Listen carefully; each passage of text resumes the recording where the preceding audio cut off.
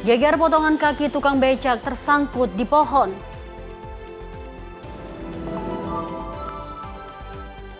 Tim Gegana tidak menemukan bom di SDN Srengseng Sawah.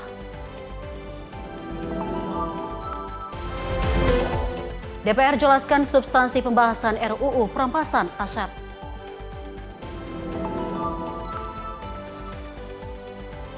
Hari pertama sekolah, emak-emak rebutan bangku.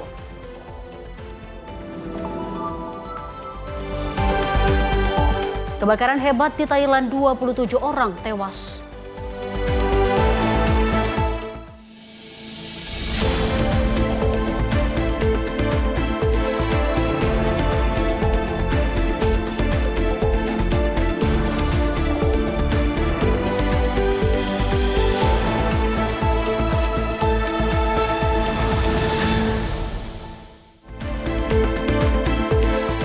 Halo, selamat pagi pemirsa Sinpo TV. Apa kabar? Saya Dewi Manik akan menemani Anda pada pagi hari ini. Selain informasi utama yang telah kami hantarkan, kami juga akan menemani Anda dengan sejumlah informasi terkini dari dalam negeri dan mancanegara.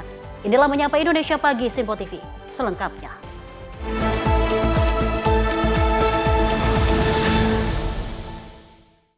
Pemirsa, kita awali informasi dari kebakaran yang melanda kantor perusahaan AgriFood di Cengkareng, Jakarta Barat pada Senin dini hari. Setelah petugas berjibaku selama lebih dari 5 jam, pemadam akhirnya dinyatakan selesai pada Senin siang. Tidak ada korban jiwa dalam peristiwa tersebut. Kebakaran melanda bangunan kantor di Jalan Pedongkelan Raya, Cengkareng Timur, Jakarta Barat pada Senin dini hari tadi. Unit dan personel segera menuju lokasi untuk melakukan upaya pemadaman. Operasi pemadaman mulai dilaksanakan pada pukul 4:58 waktu Indonesia Barat dengan mengerahkan 3 unit mobil damkar beserta 15 personel untuk penanganan awal. Pada pukul 5:20 waktu Indonesia Barat, proses lokalisir api berhasil dilakukan. Pukul 6:03 waktu Indonesia Barat, petugas masih melakukan pendinginan untuk mengurai material yang mudah terbakar guna memastikan tidak terdapat potensi penyalaan kembali. Setelah mengerahkan sebanyak 15 unit dan 75 personel, operasi pemadaman dinyatakan selesai pada pukul 10:42 waktu Indonesia Barat. Kasih Ops Sudin Penanggulangan Kebakaran dan Penyelamatan atau Gulkarmat Jakarta Barat, Saiful Kafi mengatakan objek yang terbakar adalah kantor PT Java Comfit. Belum diketahui penyebab dan kronologi pasti kebakaran, namun tidak ada korban luka maupun korban jiwa dalam peristiwa ini. Tim redaksi Sinpo TV melaporkan.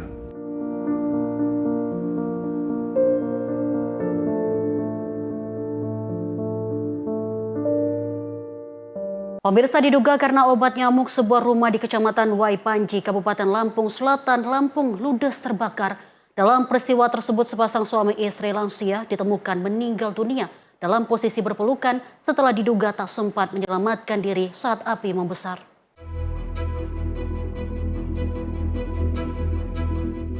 Kebakaran menghanguskan satu unit rumah di Dusun 1 Sumbersari, Desa Balinugara, Kecamatan Wai Panji, Kabupaten Lampung Selatan, Lampung, pada Minggu tengah malam.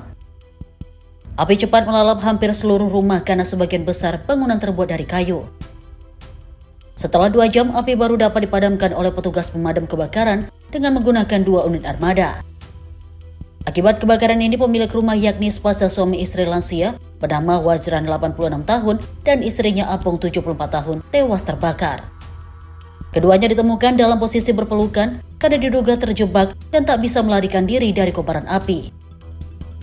Dugaan sementara, api berasal dari obat nyamuk yang memicu kebakaran saat kedua korban tertidur. Lokasi rumah yang berjauhan dari permukiman membuat kebakaran terlambat diketahui warga, sehingga saat pertolongan datang, api sudah melalap sebagian besar bangunan. Sekira jam 12.20 kami terima laporan telah terjadi kebakaran di Desa Balinuraga, Dusun Sumbersari, Desa Balinuraga, Kecamatan Wai Panji. Akibat kebakaran tersebut, dugaan sementara itu dari obat nyamuk dan innalillahi wa inna ilaihi raji'un, penghuni dari rumah tersebut meninggal dunia atas nama Bapak Wajran, umur 86 tahun, dan Ibu Apong, Mulyati umur 79 tahun. Meninggal dunia di lokasi kejadian. Sekira jam 2.30 ya. Kami di lokasi, selanjutnya mayat kami evakuasi ke rumah anak dari Bapak Wajran dan Ibu Sumiati tersebut. Akibat kebakaran ini, kerugian material ditaksir mencapai 100 juta rupiah, sementara penyebab pasti kebakaran masih diselidiki petugas berwenang. Dari Lampung Selatan, Immanuel Simorangkir, Sinpo TV, melaporkan.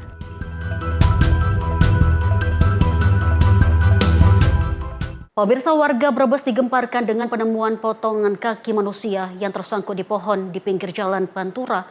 Setelah diselidiki, potongan kaki tersebut milik seorang kakek penarik becak berusia 65 tahun yang menjadi korban tabrak lari.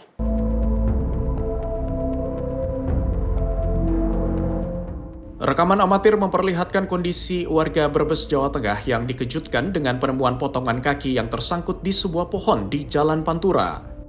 Dengan didampingi pihak kepolisian, potongan kaki itu dievakuasi dan dimasukkan ke dalam sebuah plastik hitam. Setelah diselidiki, potongan kaki tersebut milik seorang kakek penarik becak berusia 65 tahun yang menjadi korban tabrak lari. Dalam rekaman CCTV di sekitar lokasi kejadian, terlihat korban sedang menuntun becaknya untuk menyeberang jalan. Namun tiba-tiba sebuah sepeda motor melaju kencang dari arah kiri dan menghantam korban dengan sangat keras, hingga kaki korban pun putus dan tersangkut di pohon. Mirisnya, pelaku tabrak lari tersebut tidak berhenti menolong, namun justru melarikan diri ke arah timur Pantura. Saat ini kasus tersebut masih dalam penyelidikan pihak kepolisian untuk memburu pelaku. Tim redaksi Sinpo TV melaporkan.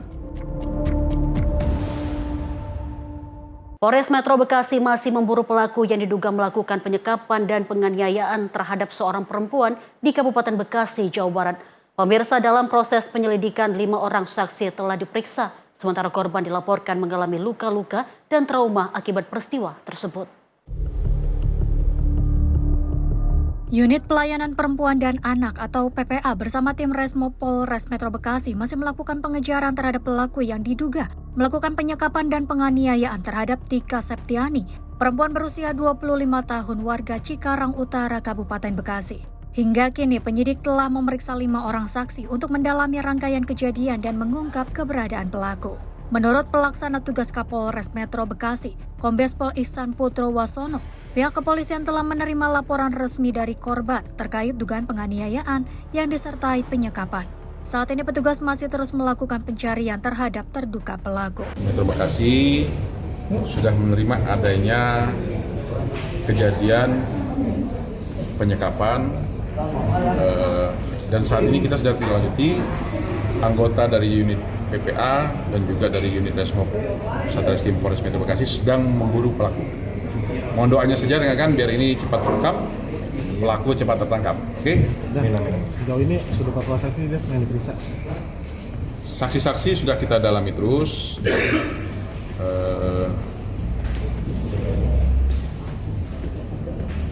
Kurang lebih sekitar 3-5 orang yang sudah kami periksa.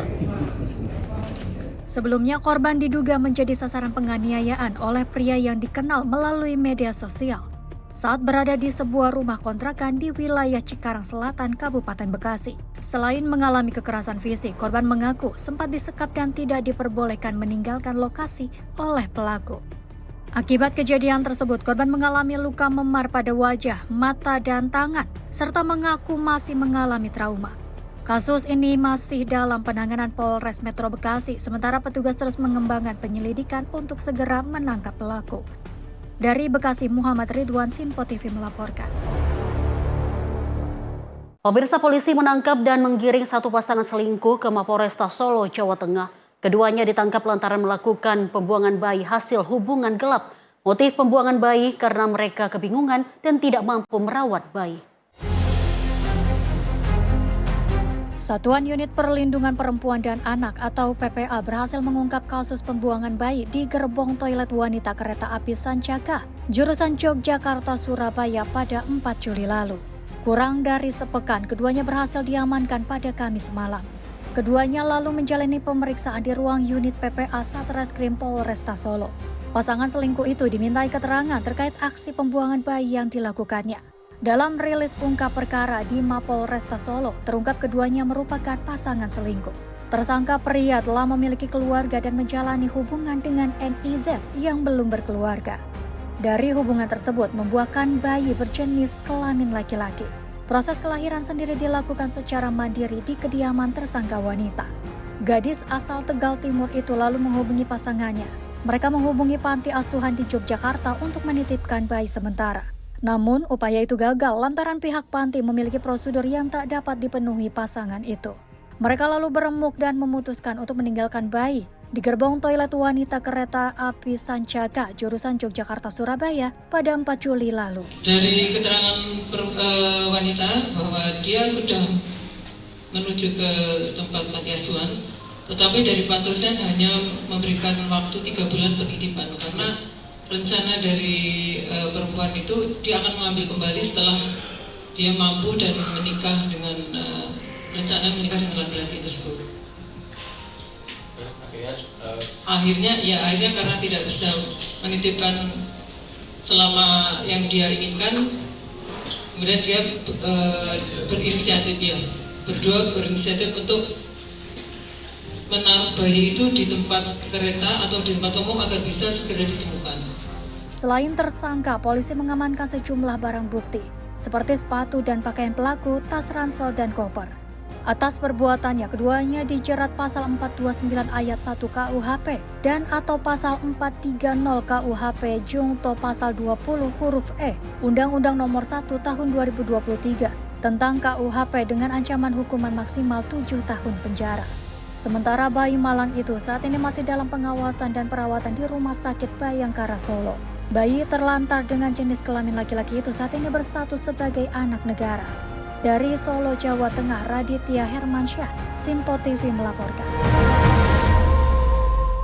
Pemirsa, sopir mikrolet M08 jurusan Tanah Abang Kota ditemukan tewas di dalam kendaraannya di Jalan Terusan Majapahit, Gambir, Jakarta Pusat pada Minggu malam. Korban diduga sakit lantaran polisi menemukan adanya obat-obatan dan uang hasil tarikan di dalam tas korban. Jenazah kemudian dibawa ke RSCM guna dilakukan visum. Supir angkutan umum mikrolet M08 Tanah Abang Kota yang dikenal dengan panggilan Pak Cik ditemukan tak bernyawa di dalam kendaraannya pada Minggu malam. Korban yang berusia 56 tahun itu meninggal saat sedang beristirahat dan memarkirkan angkotnya di Jalan Majapahit Terusan, Gambir, Jakarta Pusat. Pada saat ditemukan sesama rekan sopir, korban dalam posisi tidur di kursi depan di mobil berplat nomor B2286 VT tersebut. Rekan korban yang curiga kemudian menghampiri korban dan terkejut, Pak Cik sudah tak bernyawa tanpa mengenakan baju. Rekan korban kemudian melaporkannya ke pihak kepolisian. Polsek Metro Gambir yang datang ke lokasi langsung memintai keterangan rekan korban. Petugas Inafis Polres Metro Jakarta Pusat yang tiba di lokasi melakukan olah TKP serta memeriksa tas korban. Ketika memeriksa tas korban ditemukan obat-obatan serta uang hasil menarik. Korban diketahui telah mengeluhkan sakit yang dideritanya beberapa hari belakangan ini. Iya kenal Pak. Dia sopir mikrolet mana? Jurusan mana Pak? 08. 08. Itu tujuan trayek mana ya? Tanah Abang Kota Pak. Dia udah lama. Dia lagi istirahat apa gimana tadi? Dia lagi posisi istirahat. Istirahat. Itu kondisinya dia sakit apa gimana? Dia sebenarnya udah sakit-sakit juga Pak. Ini korban namanya siapa Bang? Hah? Korban namanya siapa? Nama panggilannya itu Paci. Paci. Jenazah korban kemudian dievakuasi dari dalam kendaraannya untuk selanjutnya dibawa ke RSCM Jakarta guna dilakukan visum. Sementara mikrolet yang dibawa korban diamankan di Mapolsek Metro Gambir, Jakarta Pusat. Dari Jakarta, Dio Malau, Simpo TV melaporkan. Nekat membawa kabur sepeda motor milik temannya sendiri dengan modus ingin menjemput sang kekasih. Pemuda diringkus tim Opsnal Reskrim Polsek Sawah Besar. Pemirsa, proses penangkapan pun diwarnai pengepungan warga yang hendak menghakimi pelaku saat dimasukkan ke dalam mobil petugas.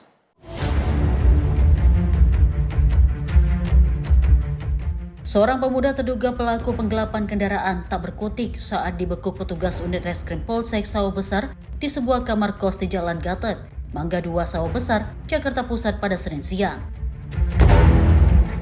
Pelaku yang sedang tertidur lelap bersama rekannya diringkus tanpa perlawanan. Upaya penangkapan yang dilakukan petugas berlangsung dramatis karena banyaknya warga yang sudah menunggu di depan gang untuk mengepung dan menghakimi pelaku. Benar saja, terduga pelaku yang rekannya pun menjadi bulan-bulanan warga saat akan dimasukkan ke dalam mobil polisi. Pelaku berinisial OJ ditangkap setelah dilaporkan oleh temannya sendiri, berinisial J, atas tuduhan penggelapan. Modus yang dilakukan terduga pelaku meminjam sepeda motor korban dengan dalih ingin menjemput sang kekasih. Namun setelah beberapa hari dipakai pelaku, sepeda motor tak juga dikembalikan kepada korban. Sayangnya saat ditangkap, sepeda motor korban sudah dijual kepada seorang penadah. Polsek Sawah Besar alhamdulillah hari ini berhasil mengamankan pelaku penggelapan motor berinisial OJ dengan korban berinisial J, di mana korban ini dengan pelaku adalah teman dekat sebelumnya. Kemudian pelaku menghampiri korban dan mencoba untuk meminjam kendaraan roda 2 jenis motor Scoopy. Kemudian pada saat dipinjam, motor tersebut tidak dikembalikan. Kemudian korban melaporkan ke Polsek Sawah Besar dengan dugaan penggelapan. Pada saat ditangkap, kita tangkap di kos-kosan, di kontrakan milik pelaku.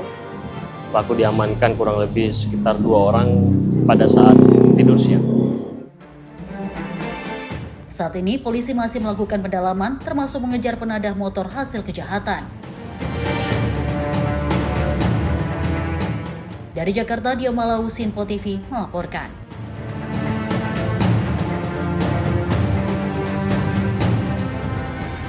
Pemirsa, di hari pertama masa pengenalan lingkungan sekolah atau MPLS tahun ajaran 2026 hingga 2027 diwarnai teror bom di Sekolah Dasar Negeri Srengseng Sawah 15, Jagakarsa, Jakarta Selatan. Tidak ingin mengambil resiko, pihak sekolah memulangkan seluruh siswa. Petugas gegana pun didatangkan untuk menyisir lokasi.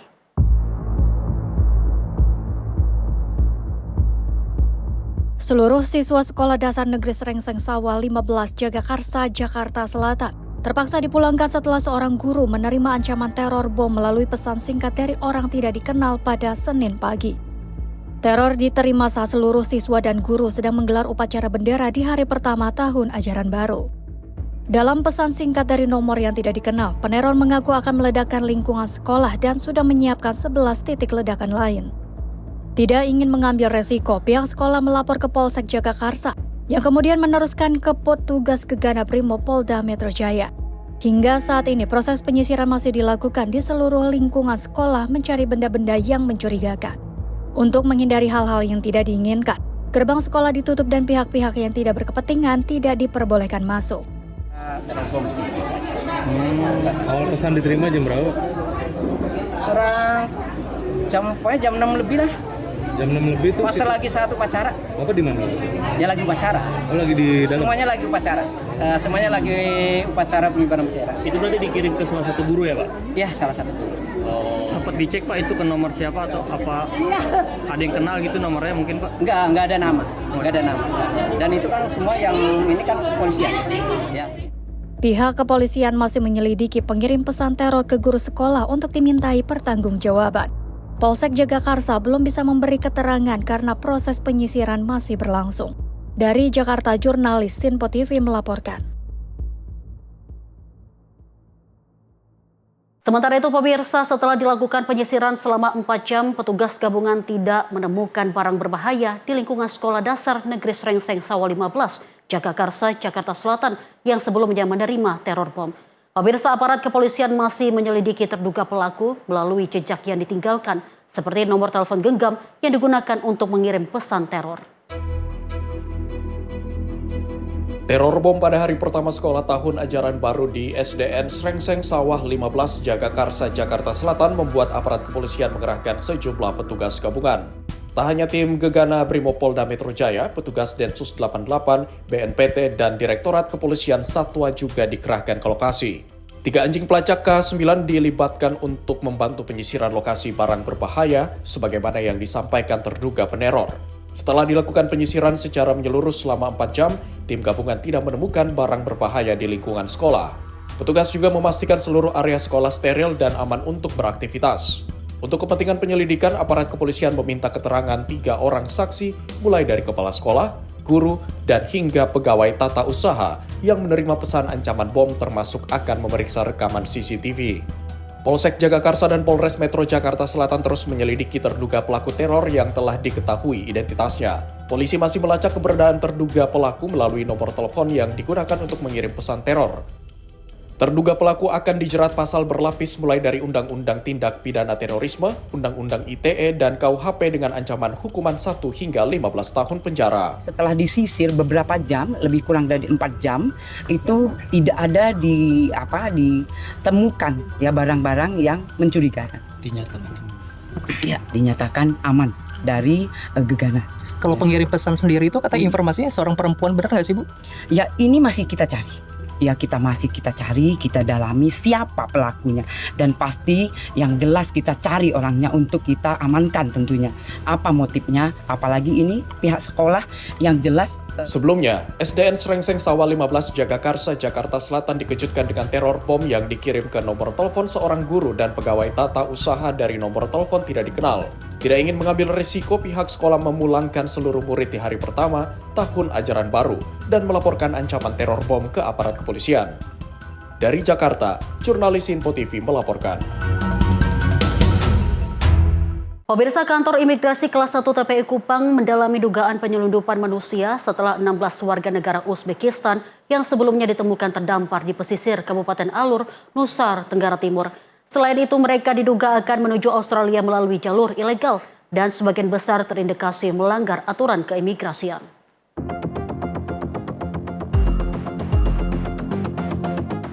Kepala Kantor Wilayah Direktorat Jenderal Imigrasi Nusa Tenggara Timur mengungkapkan, ke-16 warga negara Uzbekistan tersebut ditemukan warga di pesisir Desa Bandar, Kecamatan Pantar, Kabupaten Alor pada 3 Juli 2026. Setelah kapal yang mereka tumpangi mengalami kerusakan mesin di tengah laut. Setelah diamankan oleh warga dan aparat setempat, mereka dibawa ke Kalabahi sebelum diserahkan kepada kantor imigrasi kelas 1 TPI Kupang untuk menjalani pemeriksaan lebih lanjut. Hasil pemeriksaan awal menemukan sejumlah kejanggalan. Alamat penjamin dalam paspor berbeda-beda, mulai dari Jakarta, Bandung, Bali, hingga Kendari. Lebih mengejutkan lagi, sebagian besar dari mereka mengaku tidak saling mengenal, meski berada dalam satu perjalanan. Petugas juga menemukan bahwa 14 orang telah overstay, sementara 2 orang lainnya masih memiliki izin tinggal yang berlaku. Selain pelanggaran keimigrasian, petugas menduga adanya modus penyelundupan manusia yang terorganisir. Dugaan ini menguat setelah diketahui masing-masing warga negara Uzbekistan tersebut membayar sekitar $8.000 Amerika untuk mengikuti perjalanan melalui jalur laut. Mereka disebut memulai perjalanan dari Jakarta dan Bali, kemudian menuju Kendari sebelum berencana keluar dari wilayah Indonesia melalui Rote. Namun kapal yang mereka tumpangi mengalami kerusakan dan terdampar di perairan Alor. Hingga kini petugas masih menyelidiki keberadaan nahkoda kapal yang dilaporkan melarikan diri serta menelusuri dugaan keterlibatan jaringan penyelundupan manusia di balik perjalanan tersebut. Imigrasi Nusa Tenggara Timur bersama kepolisian dan instansi terkait terus melakukan pendalaman kasus. Apabila ditemukan bukti keterlibatan dalam jaringan penyelundupan manusia, para warga negara asing tersebut dapat diproses sesuai ketentuan hukum yang berlaku, selain sanksi administratif berupa denda atau deportasi. Tim redaksi Sinpo TV melaporkan. Saya Iqbal laporkan kasus 3 pekerja tewas ke polisi. Informasinya usai jeda, tetaplah bersama kami.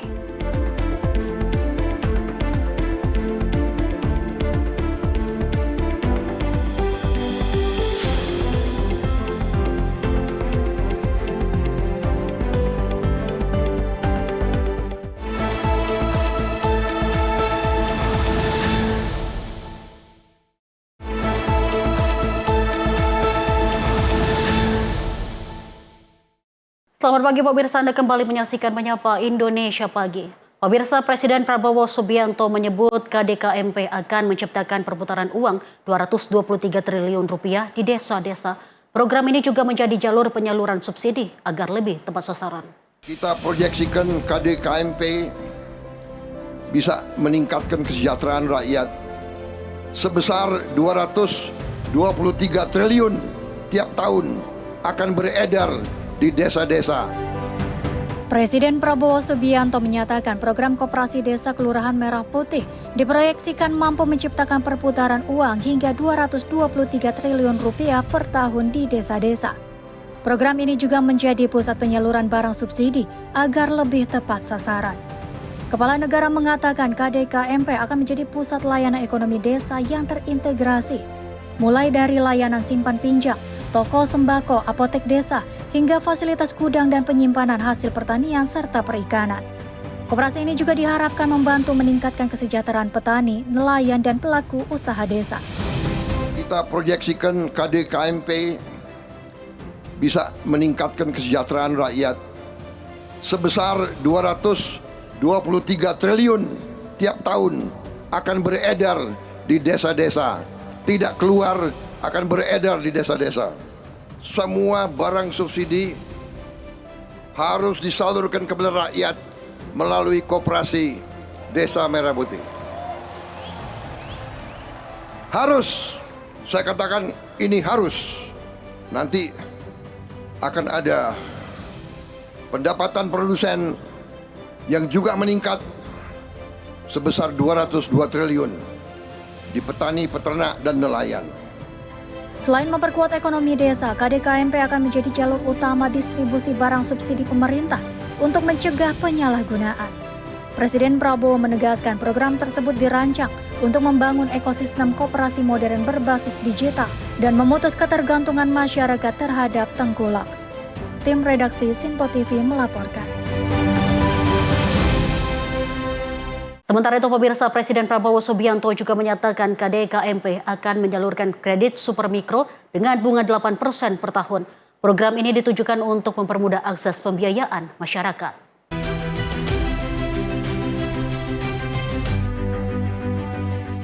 Presiden Prabowo Subianto menyatakan Koperasi Desa Kelurahan Merah Putih akan diperkuat sebagai pusat layanan ekonomi desa, sekaligus penyalur kredit mikro dan super mikro berbunga rendah. Pernyataan itu disampaikan saat puncak peringatan Hari Koperasi Nasional ke-79 di Indonesia Arena Jakarta pada Minggu 12 Juli 2026. Presiden Prabowo Subianto mengatakan KDKMP tidak hanya berfungsi sebagai koperasi simpan pinjam, tetapi juga menyediakan akses pembiayaan murah, termasuk kredit tanpa anggunan mekar dengan bunga 8% per tahun. Menurutnya bunga tersebut diturunkan dari sebelumnya 22% agar lebih meringankan masyarakat. Koperasi nanti tidak hanya untuk simpan pinjam, tapi nanti akan ada gerai simpan pinjam kredit yang murah, mikrokredit dan super mikrokredit. Yang tadinya bunganya 22% ya, saya turunkan jadi 8%, saudara sekalian. 8%. Tapi dibandingkan dengan 22% lumayan 8%. Betul tidak? KDKMP nanti akan jadi pusat pelayanan ekonomi desa yang terintegrasi. Selain layanan pembiayaan, KDKMP akan dilengkapi berbagai fasilitas seperti toko sembako, apotek desa, pusat logistik, gudang hingga gudang pendingin. Presiden Prabowo menegaskan KDKMP juga akan menjadi jalur utama penyaluran barang subsidi pemerintah agar tepat sasaran dan diterima langsung oleh masyarakat yang berhak. Tim redaksi Sinpo TV melaporkan. Masih dalam agenda Presiden, pemirsa, Presiden Prabowo Subianto akan membentuk koperasi nelayan dengan fasilitas pendukung seperti pabrik es dan gudang pendingin. Program ini bertujuan meningkatkan produktivitas serta kesejahteraan nelayan. Untuk pertama kali mereka akan punya pabrik es supaya mereka melaut bawa es. Presiden Prabowo Subianto menyatakan Koperasi Desa Kelurahan Merah Putih akan dikembangkan sebagai pusat layanan ekonomi terpadu, termasuk mendukung sektor perikanan melalui koperasi nelayan di berbagai daerah. KDKMP akan dilengkapi fasilitas seperti toko sembako, layanan simpan pinjam apotek desa, gudang logistik, hingga cold storage untuk menjaga hasil pertanian dan perikanan agar tidak cepat rusak. Presiden Prabowo juga memastikan penyaluran barang subsidi akan dilakukan melalui KDKMP agar lebih tepat sasaran. KDKMP nanti akan jadi pusat pelayanan ekonomi desa yang terintegrasi. Di dalam ada kantor koperasi, toko sembako, layanan simpan pinjam, apotek desa. Kita akan buka apotek di desa, obat-obatnya obat generik yang harganya jauh lebih murah dari apotek di kota. Akan ada logistik desa, akan ada gudang, akan ada cold storage, ruang pendingin, supaya hasil-hasil petani tidak akan rusak. Dan berbagai layanan ekonomi lainnya. Saudara-saudara, saya ambil keputusan, semua barang subsidi harus disalurkan kepada rakyat melalui Koperasi Desa Merah Putih. Harus. Saya katakan ini harus. Barang subsidi rakyat tidak boleh diperdagangkan. Supaya yang membutuhkan dialah yang terima. Selain itu, pemerintah akan membentuk koperasi nelayan dengan fasilitas gudang pendingin, pabrik es dan kapal yang dikelola bersama. Kepala negara berharap program ini dapat meningkatkan produktivitas serta kesejahteraan masyarakat pesisir. Kita juga akan buka desa-desa dan koperasi-koperasi nelayan. Untuk pertama kali dalam sejarah Republik Indonesia, nelayan-nelayan kita akan kita urus. Mereka juga akan punya gudang pendingin supaya ikan mereka bertahan. Untuk pertama kali mereka akan punya pabrik es supaya mereka melaut bawa es. Dan kita akan bagi kapal-kapal besar untuk tiap desa nelayan yang akan dikerjakan, yang akan dimiliki dan dikerjakan oleh koperasi-koperasi nelayan itu sendiri. Dan mereka bukan terima hadiah, mereka cicil kembali dari hasil tangkapan ikan mereka. Mereka akan cicil semua uang yang kita. Jadi uang di desa nelayan, uang di desa-desa ini, koperasi adalah uang pinjaman yang akan dibayar kembali. Tim redaksi Sinpo TV melaporkan. Pemirsa, pengurus KDKMP optimistis koperasi dapat menjadi penggerak ekonomi rakyat. Dukungan pemerintah dinilai mampu memperkuat peran koperasi dan UMKM.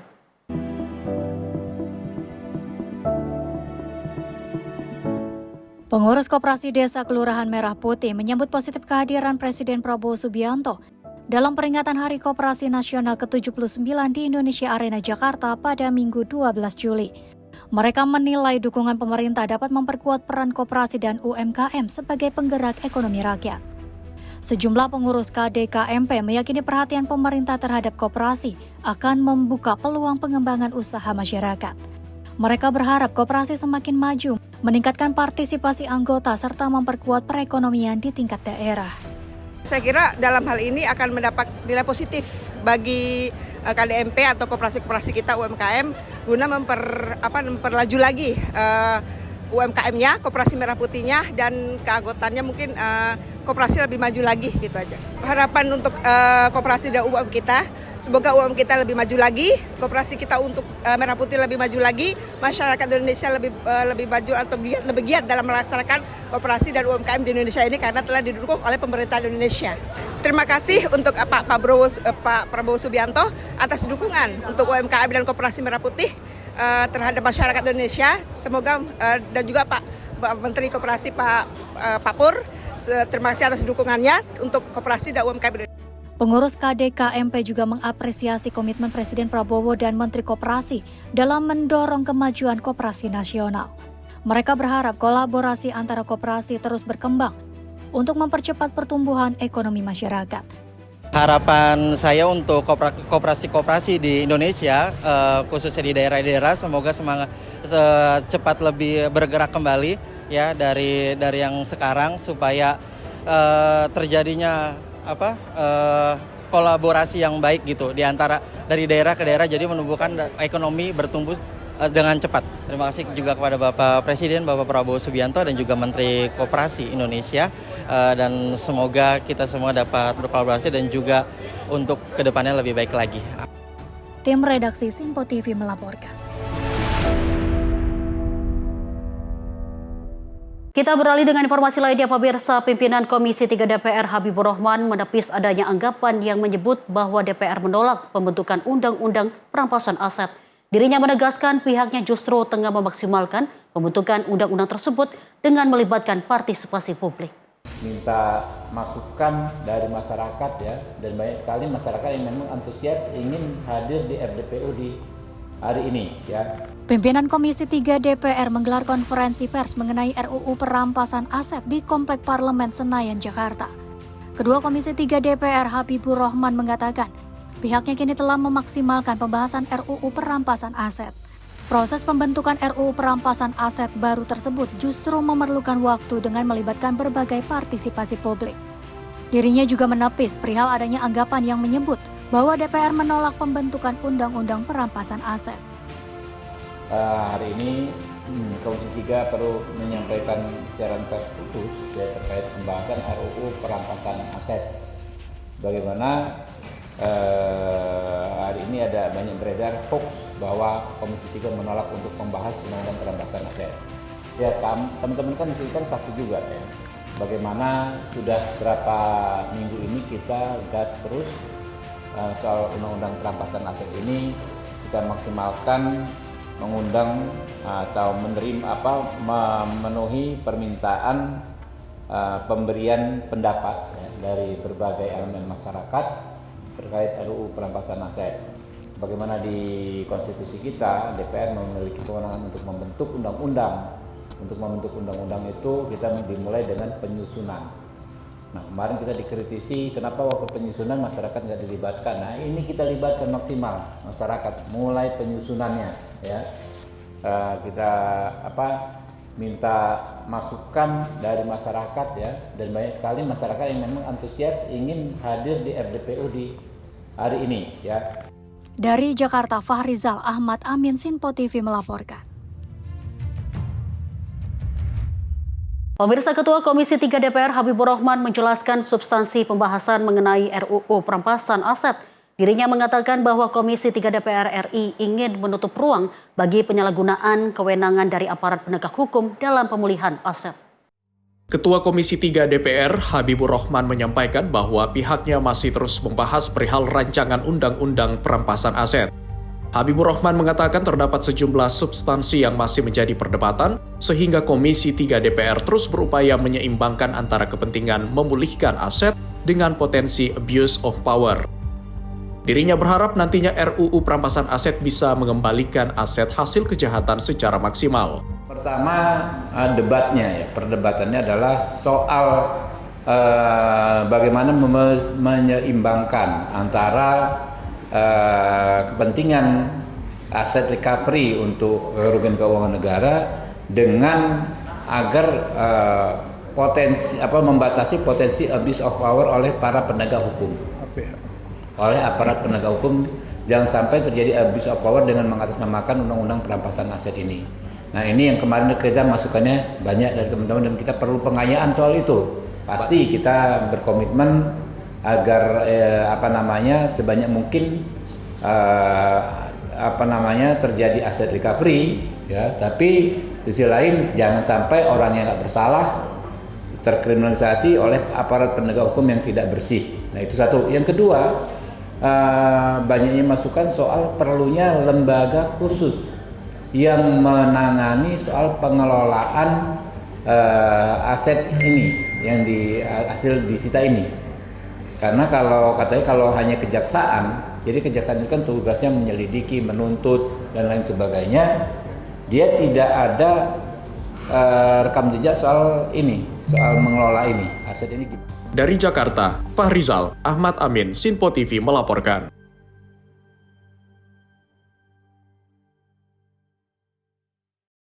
Sementara itu, pemirsa, dari Komisi 9 DPR RI yang menyoroti penurunan jumlah pekerja rentan penerima bantuan iuran BPJS Ketenagakerjaan di Kota Balikpapan, Kalimantan Timur.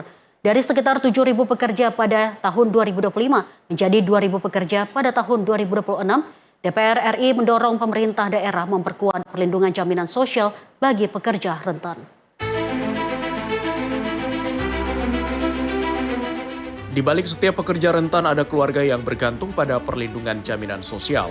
Karena itu Komisi 9 DPR RI menyoroti penurunan jumlah pekerja rentan di Kota Balikpapan yang menerima bantuan iuran BPJS Ketenagakerjaan dari APBD.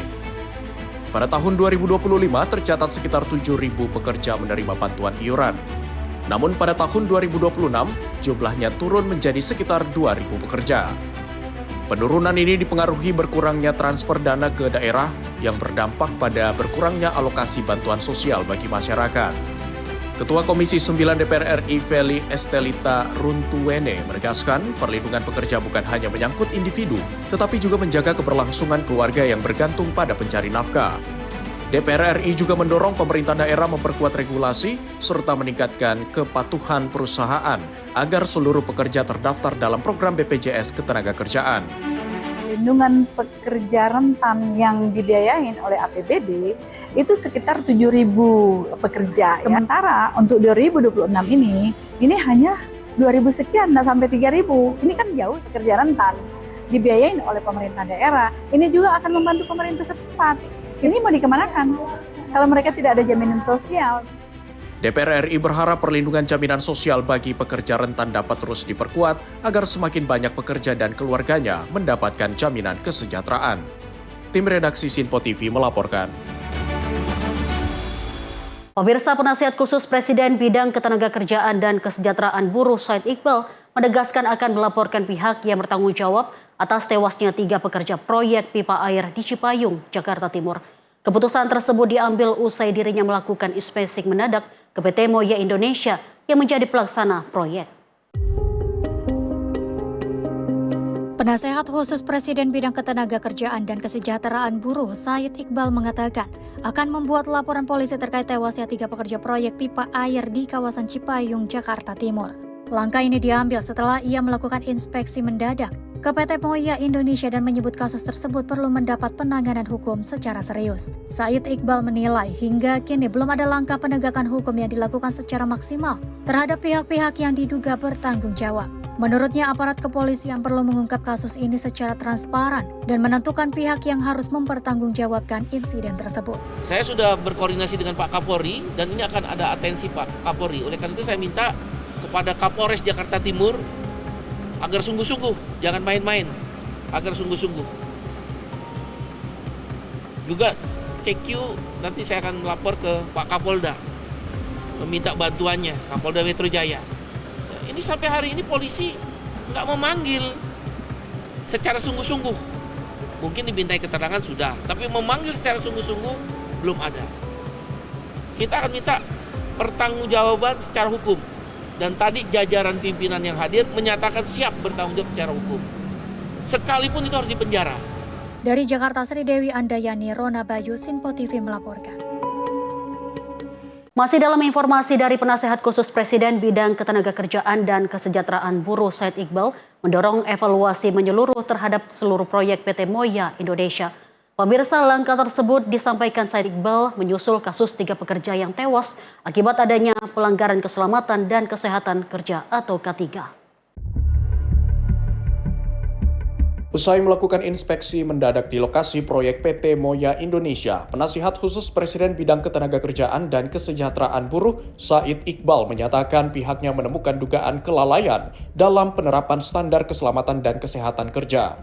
Berdasarkan hasil temuan di lapangan, para pekerja diduga memasuki ruang kerja berkedalaman sekitar 7 meter tanpa perlengkapan keselamatan yang memadai, sehingga menyebabkan 3 orang kehilangan nyawa. Selain menemukan dugaan pelanggaran K3, Said Iqbal juga menyebut korban diduga belum terdaftar dalam program BPJS Ketenagakerjaan oleh pihak perusahaan yang bertanggung jawab, yakni PT Moya. Dengan adanya peristiwa tersebut, pemerintah akan mengevaluasi seluruh proyek PT Moya di berbagai daerah, khususnya yang berkaitan dengan proyek penyediaan air bersih. Bila ditemukan pelanggaran, pemerintah pun tak segan menghentikan proyek yang sedang berjalan. Kemudian untuk kedepannya juga selain penegakan hukum adalah saya tadi sudah meminta kepada Kemenaker RI, kan PT Moya banyak proyek-proyeknya di APBD daerah, terutama PDAM. Yang paling besar memang Jakarta, 23 triliun lebih. Nah, kita akan periksa K3-nya gimana, BPJS-nya bagaimana, tendernya sesuai atau tidak. Jadi ada reevaluasi terhadap pekerjaan PT Moya di seluruh Indonesia. Termasuk program air bersih di Jakarta kan target Pak Gubernur 2030. Kalau memang perlu diberhentikan, ya di stop aja tendernya. Dilakukan investigasi ulang. Dari Jakarta, Sri Dewi Andayani, Rona Bayu, Sinpo TV melaporkan. Pemirsa, hari pertama sekolah emak-emak rebutan bangku. Informasinya usai jeda berikut ini. Tetaplah bersama kami di Sinpo TV.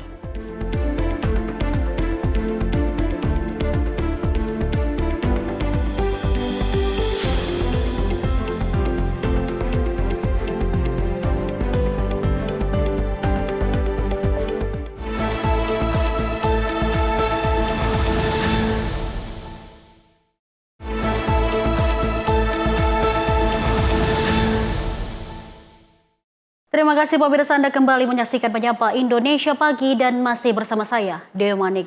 Pemirsa, informasi kita lanjut dari hari pertama masuk sekolah. Sejumlah ibu-ibu di Padegangan, Kabupaten Tangerang berebut bangku di sekolah pada Senin pagi. Ibu-ibu wali murid sampai rela datang sejak jam 6 pagi agar bisa mendapatkan bangku untuk anaknya di barisan terdepan. Sejumlah ibu-ibu wali murid di Sekolah Dasar Negeri Bojong Nangka, Kabupaten Tangerang, berebut bangku di hari pertama anaknya masuk sekolah pada Senin pagi. Para ibu wali murid ini bahkan rela datang lebih pagi agar bisa mendapatkan tempat duduk terdepan untuk anaknya. Di hari pertama masuk sekolah di tahun ajaran baru sudah menjadi kebiasaan para ibu-ibu untuk mengantarkan anaknya ke sekolah, apalagi siswa kelas 1 SD. Menurut keterangan orang tua wali murid, datang sejak jam 6 pagi agar mendapatkan bangku terdepan untuk anaknya. Iya, ada siswa baru ini. Anak saya kelas 1, kakaknya SMP. Oh gitu, terus Bu, ini dari jam berapa nih kesini Bu? Oh, tadi jam 6. Kok pagi amat Bu? Iya, soalnya takut nggak kebagian bangku. Oh gitu, jadi takut anaknya punya bangku. Iya. Terus sekarang dapat? Alhamdulillah dapat. Di bagian mana? Paling depan? Enggak, barisan kedua. Oh gitu, Ya. jadi biar dapat bangku ya. Di depan gitu. Ya. Oh gitu. Kelihatan, kalau di belakang nggak kelihatan soalnya. Tak hanya berebut bangku, sejumlah ibu wali murid ini juga setia dan antusias menunggu anaknya di luar ruangan kelas hingga pelajaran selesai. Dari Tangerang, Mujib Latumai Risa, Sinpo TV melaporkan. Pemirsa, ratusan siswa baru mulai mengikuti masa pengenalan lingkungan sekolah atau MPLS di SMP Negeri 3 Kota Bekasi, Jawa Barat pada Senin pagi. Tak hanya mengenalkan lingkungan dan fasilitas sekolah, MPLS tahun ini juga difokuskan pada pembentukan karakter, pencegahan perundungan, serta penanaman nilai disiplin.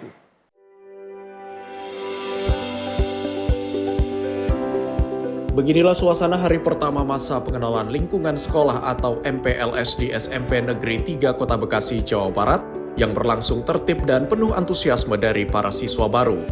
Ratusan siswa hadir sejak pagi didampingi oleh orang tua mereka untuk mengikuti rangkaian kegiatan hari pertama.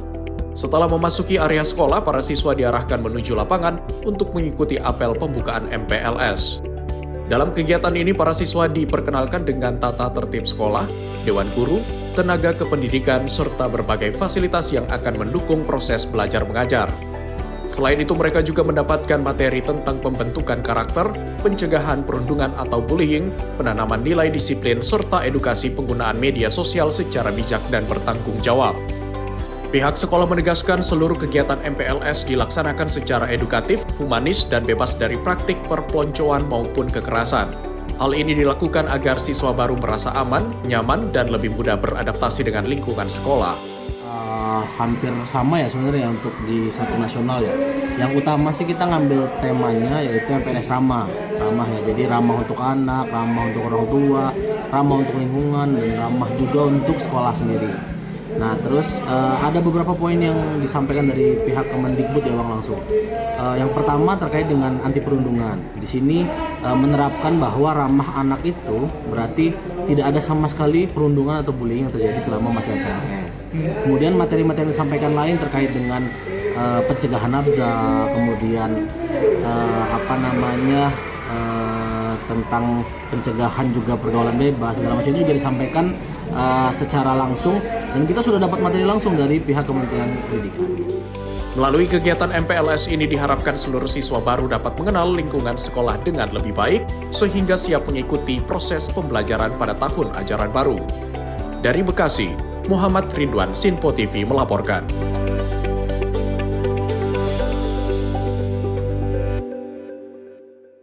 Pemirsa, memasuki tahun ajaran baru, Menteri Pemberdayaan Perempuan dan Perlindungan Anak Arifah Fauzi menekankan pentingnya memperkuat perlindungan anak di sekolah. Hal itu guna menumbuhkan rasa aman dan nyaman pada anak-anak selama proses belajar berlangsung.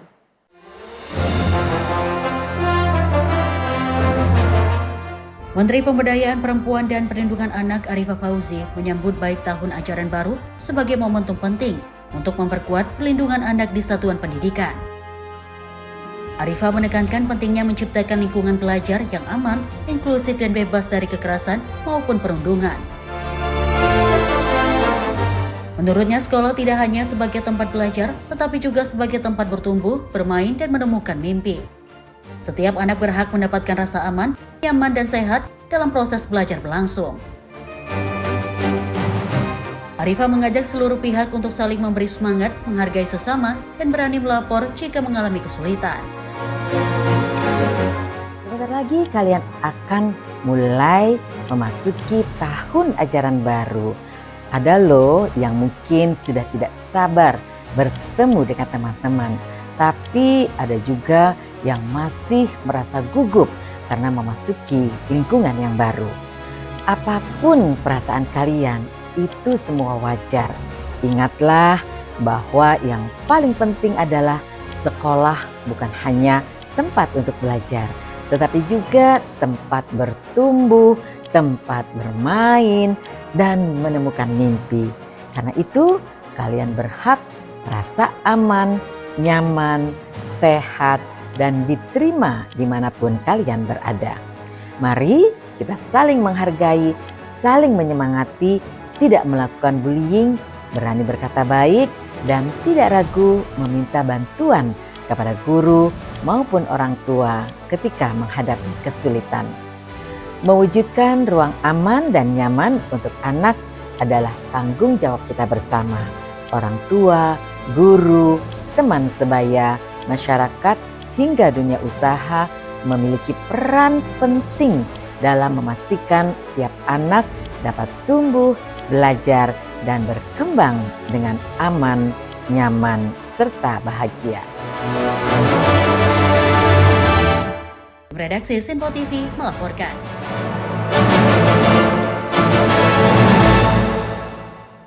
Kita lanjut informasi dari kegiatan Menteri Pemuda dan Olahraga Erick Thohir bertemu dengan legenda sepak bola Portugal Luis Figo di sela rangkaian kegiatan internasional. Pemirsa, pertemuan tersebut membahas perkembangan sepak bola dunia, pengembangan talenta pemain, hingga prediksi persaingan menuju juara Piala Dunia 2026. Menteri Pemuda dan Olahraga Erick Thohir mengabadikan momen pertemuannya dengan legenda sepak bola Portugal Luis Figo. Luis Figo dikenal sebagai salah satu pemain terbaik dunia yang pernah meraih berbagai gelar bergengsi di Eropa, termasuk Liga Champions dan Ballon d'Or tahun 2000. Dalam pertemuan tersebut, Erick Thohir mengatakan diskusi berlangsung dalam suasana santai namun penuh wawasan. Selain bersatu sebagai legenda sepak bola, Luis Figo saat ini juga menjabat sebagai Football Advisor UEFA dan menjadi salah satu figur dalam UEFA Ambassador Program.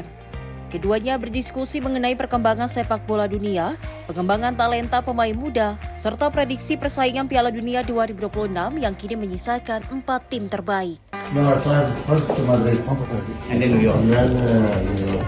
16 for the final. Yeah. Music box. As a minister of youth and sports. Oh, beautiful. Thank you so much. Very nice.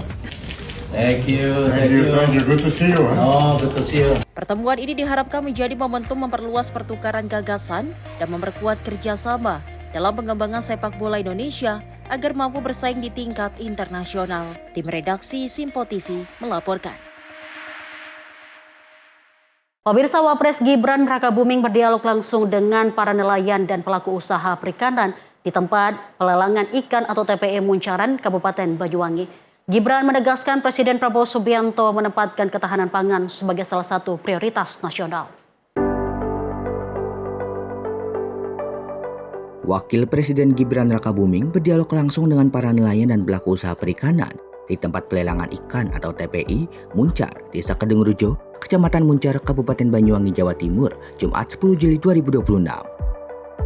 Dalam kunjungan itu, Wapres menyerap berbagai aspirasi nelayan, sekaligus menegaskan komitmen pemerintah memperkuat tata kelola dan produktivitas sektor perikanan untuk mendukung ketahanan pangan nasional. Kunjungan tersebut dilakukan usai Gibran meninjau revitalisasi Pasar Induk Banyuwangi. Dialog difokuskan untuk mendengar langsung persoalan yang dihadapi nelayan, pelaku usaha mikro, hingga pengepul ikan sebagai bahan perumusan kebijakan pemerintah. Bapak Ibu, ini kan Pak Presiden punya prioritas terkait ketahanan pangan. Kalau di tempatnya Bugub ini termasuk untuk produksi pangannya kan nomor 1 di Indonesia, beras dan lain-lainnya. Karena pertaniannya sudah beres, pupuknya lancar, ininya lancar. Nah ini untuk perikanan ini masih ada PR Bapak Ibu ya. Nanti PR-nya segera kami selesaikan.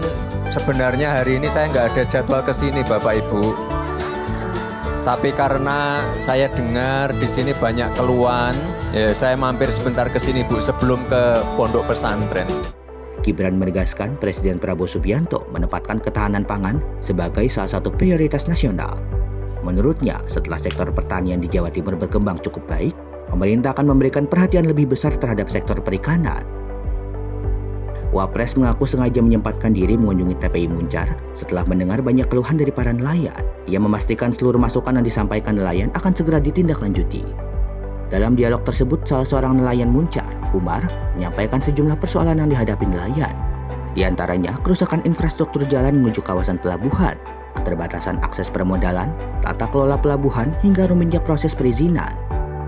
Menanggapi masukan tersebut, Gubernur Jatim Khofifah Indar Parawansa menjelaskan bahwa pemerintah daerah terus melakukan koordinasi dengan pemerintah pusat terkait tata kelola perizinan nelayan.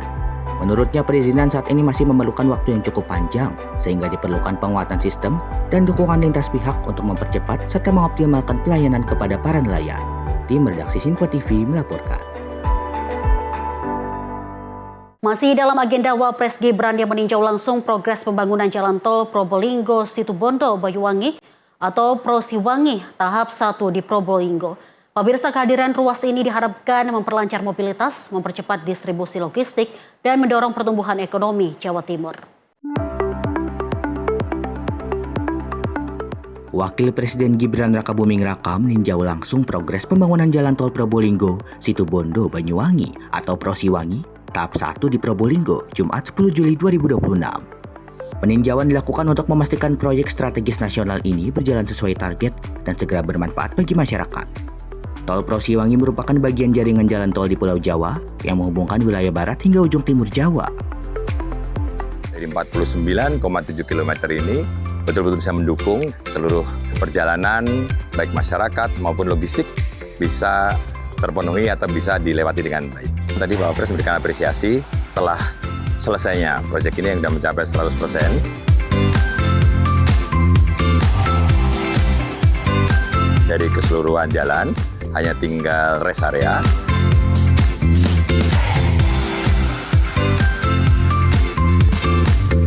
Masyarakat sangat ingin ini dioperasionalkan dengan cepat. Mungkin melihat sudah jadi dan kemudian telah menikmati pada saat Lebaran yang lalu. Mencapai sekitar 208.000 ya, yang memasuki dari arah Probolinggo menuju Situbondo. Kehadiran ruas ini diharapkan memperlancar mobilitas, mempercepat distribusi logistik, dan mendorong pertumbuhan ekonomi Jawa Timur. Direktur Utama PT Jasa Marga Persero Tbk, Rifana Purwantono, mengatakan fokus pembangunan saat ini ada pada tahap 1 ruas Gending Besuki sepanjang 49,68 km. Untuk seksi 1 Gending Keraksaan sepanjang 12,88 km dan seksi 2 Keraksaan Paiton 11,20 km sudah mengantongi sertifikat layak fungsi dan operasi SLFO. Rifan menegaskan seluruh proses pembangunan mengutamakan kualitas konstruksi, keselamatan kerja, dan prinsip pembangunan berkelanjutan. Sepanjang proyek tahap 1 ini juga mencatatkan zero accident serta menyerap lebih dari 1.300 tenaga kerja lokal dari Probolinggo, Situbondo, Bondowoso hingga Banyuwangi. Setelah beroperasi, tol Prosiwangi tahap 1 diproyeksikan memangkas waktu tempuh Probolinggo Besuki menjadi sekitar 1 jam 15 menit. Efisiensi ini diyakini mempercepat arus distribusi barang ke kawasan industri Paiton dan Pelabuhan Ketapang, pintu utama penyeberangan ke Bali. Wapres Gibran menegaskan percepatan infrastruktur diperlukan agar dampaknya segera dirasakan masyarakat. Dengan progres positif ini, pemerintah optimistis tol Prosiwangi akan mendukung pertumbuhan ekonomi, meningkatkan sektor pariwisata, dan memperkuat konektivitas kawasan timur Pulau Jawa. Tim Redaksi Sinpo TV melaporkan. Kita beralih ke informasi lain, pemirsa. Seorang warga yang dilaporkan hilang di kawasan hutan Desa Bunihayu, Kecamatan Jalan Cagak, Kabupaten Subang, Jawa Barat, ditemukan meninggal dunia. Korban bernama Karman berusia 54 tahun ditemukan pada hari ketiga operasi pencarian yang dilakukan kantor SAR Bandung bersama ratusan personel gabungan.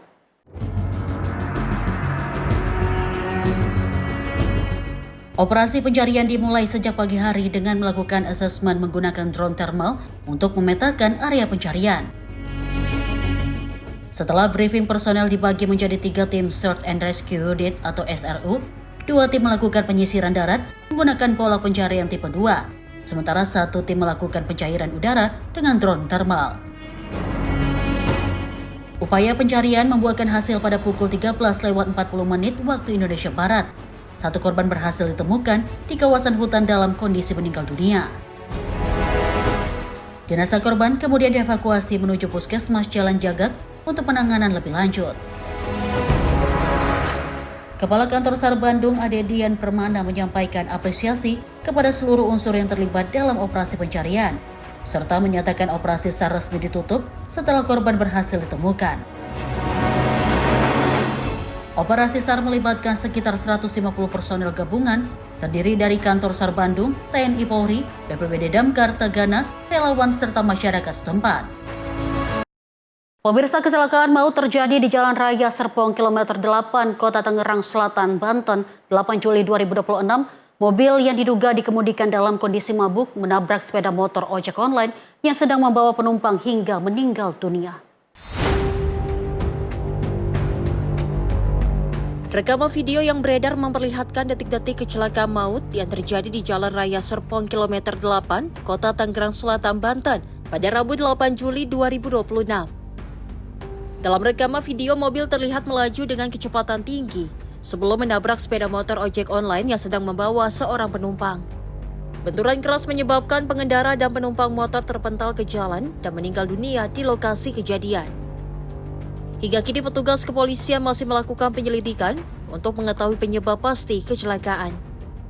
Mutiara Aina Putri, tim redaksi Sinpo TV melaporkan. Pemirsa, seorang penerima paket senjata api rakitan dibekuk petugas kepolisian setelah pengiriman senpi ilegal melalui Pelabuhan Bakaheni digagalkan. Bahkan pelaku yang merupakan warga Lampung Timur ini merupakan seorang pencuri sepeda motor yang kerap beraksi di Pulau Jawa. Jalan. Petugas kepolisian sektor kawasan Pelabuhan Bakaheni Lampung Selatan menangkap YY, penerima paket senjata api rakitan di wilayah Cikarang Selatan, Jawa Barat. Tanpa perlawanan, pria warga Kabupaten Lampung Timur itu langsung digelandang petugas untuk menjalani pemeriksaan lebih lanjut. Dalam pemeriksaan, tersangka mengaku memesan senjata api rakitan ini untuk digunakan saat melakukan aksi kejahatan. Tersangka juga mengaku sebelum memesan senpi, ia telah 3 kali melakukan aksi curanmor di wilayah Cikarang. Penangkapan tersangka merupakan hasil pengembangan pengungkapan paket senpi ilegal di Pelabuhan Bakaheni, Lampung Selatan. Saat itu petugas menemukan 1 pucuk senjata api rakitan jenis revolver, berikut 4 butir amunisi aktif di paket kiriman travel antar provinsi. Dalam kasus ini, pengiriman senpi rakitan berinisial S masih dalam pengincaran dan telah ditetapkan sebagai daftar pencarian orang atau DPO. Saudara S memerintahkan si rektor tadi seperti yang saya sampaikan, saudara RS untuk mengirimkan senjata api rakitan ini ke Jakarta, tepatnya di Cikarang Selatan itu untuk mereka gunakan. Yang pastinya yang seperti saya sampaikan diduga untuk bekal mereka untuk melakukan aksi curanmor. Artinya si SS ini warga Cikarang atau warga Jabung nih Pak? Warga Jabung, semua dari mereka adalah warga Jabung. Untuk otaknya sendiri apakah DPO ini atau yang dua ini? Yang DPO, saudara S. Untuk dari hasil pemeriksaan yang kami dalami bahwa mereka sudah kurang lebih satu mingguan mereka sudah melaksanakan aksi melakukan pencurian sepeda motor. Petugas terus mengembangkan penyidikan untuk memburu pengiriman senpi. Sementara tersangka YY dijerat dengan pasal kepemilikan senjata api ilegal serta pasal lain yang berkaitan dengan tindak pidana curanmor. Dari Lampung Selatan, Lampung, jurnalis Simpo TV melaporkan. Pemirsa, Satreskrim Barreskrim Polri mengungkap sindikat pencurian modul BTS provider jaringan seluler 5G senilai 60 miliar rupiah yang melibatkan sindikat internasional Cina. Modus operandi pelaku dengan cara merekrut teknisi harian lepas mencuri modul senilai 120 juta rupiah di base transceiver station atau BTS milik provider seluler. Dengan menggunakan rompi pekerja khas teknisi provider seluler, para pelaku mencuri ratusan modul peningkatan signal 5G di dalam BTS milik provider seluler. Dalam waktu beberapa bulan, pelaku mencuri sebanyak 600 modul BTS dengan kerugian mencapai 60 miliar rupiah. Tak hanya kerugian material, perbuatan para pelaku juga mengakibatkan gangguan sinyal massal terjadi di beberapa daerah dan kota. Atas laporan ini, Satreskrim Barreskrim Polri menangkap 12 orang pelaku yang terbagi dalam 12 jaringan di sejumlah wilayah Jakarta dan Serang, Banten. Dari hasil pemeriksaan penyidik, modus yang dilakukan kedua jaringan memiliki kemiripan. Kedua jaringan ini sama-sama teknisi harian lepas yang direkrut oleh warga negara Cina. Modul BTS hasil curian para pelaku kemudian dikirim ke Cina untuk dijual kembali. Dari 12 orang yang ditangkap, 4 diantaranya merupakan penada. Dan dari hasil penyelidikan kami berhasil menangkap 2 jaringan pelaku pencurian modul BTS. Menjadi terbuka terkait dengan modus mereka, yaitu pertama adalah para penadah yang dari warga negara asing ini datang ke Indonesia, kemudian mencari orang yang bersedia untuk mencari para pelaku pencurian modul ini dengan memberikan model tertentu. Saat ini yang diincar adalah modul BTS terbaru yang memang ternyata dari salah satu provider ini lagi melakukan peningkatan kualitas jaringan. Kerugiannya adalah dari satu modul ini adalah sekitar 120 juta. Dari hasil penyelidikan kami, dari 2 kelompok ini, ternyata mereka telah melakukan pencurian dan mendapatkan hasil sekitar 600-an modul. Jadi apabila di total, kerugiannya adalah sekitar 60 miliar di kerugian materialnya. Untuk kerugian materialnya adalah terkait dengan gangguan masyarakat untuk mengakses jaringan komunikasi nasional. Para penadah yang di Indonesia ini merekrut orang-orang ex-teknisi lepasan dari pemasang instalasi tersebut. Jadi orang-orang yang paham bagaimana memasang, mencabut, dan juga jenis modul apa yang diminta.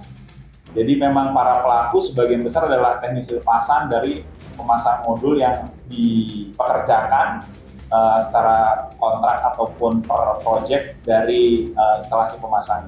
Saat ini polisi tengah berkoordinasi dengan Interpol untuk menangkap 3 WNA Cina yang merupakan otak utama dalam sindikat pencurian modul BTS ini. Para pelaku dibawa ke Barreskrim Polri dan juga penanganan kasus ini dilimpahkan ke Direktorat Tindak Pidana Umum Barreskrim Polri. Dari Jakarta, jurnalis Simpo TV melaporkan.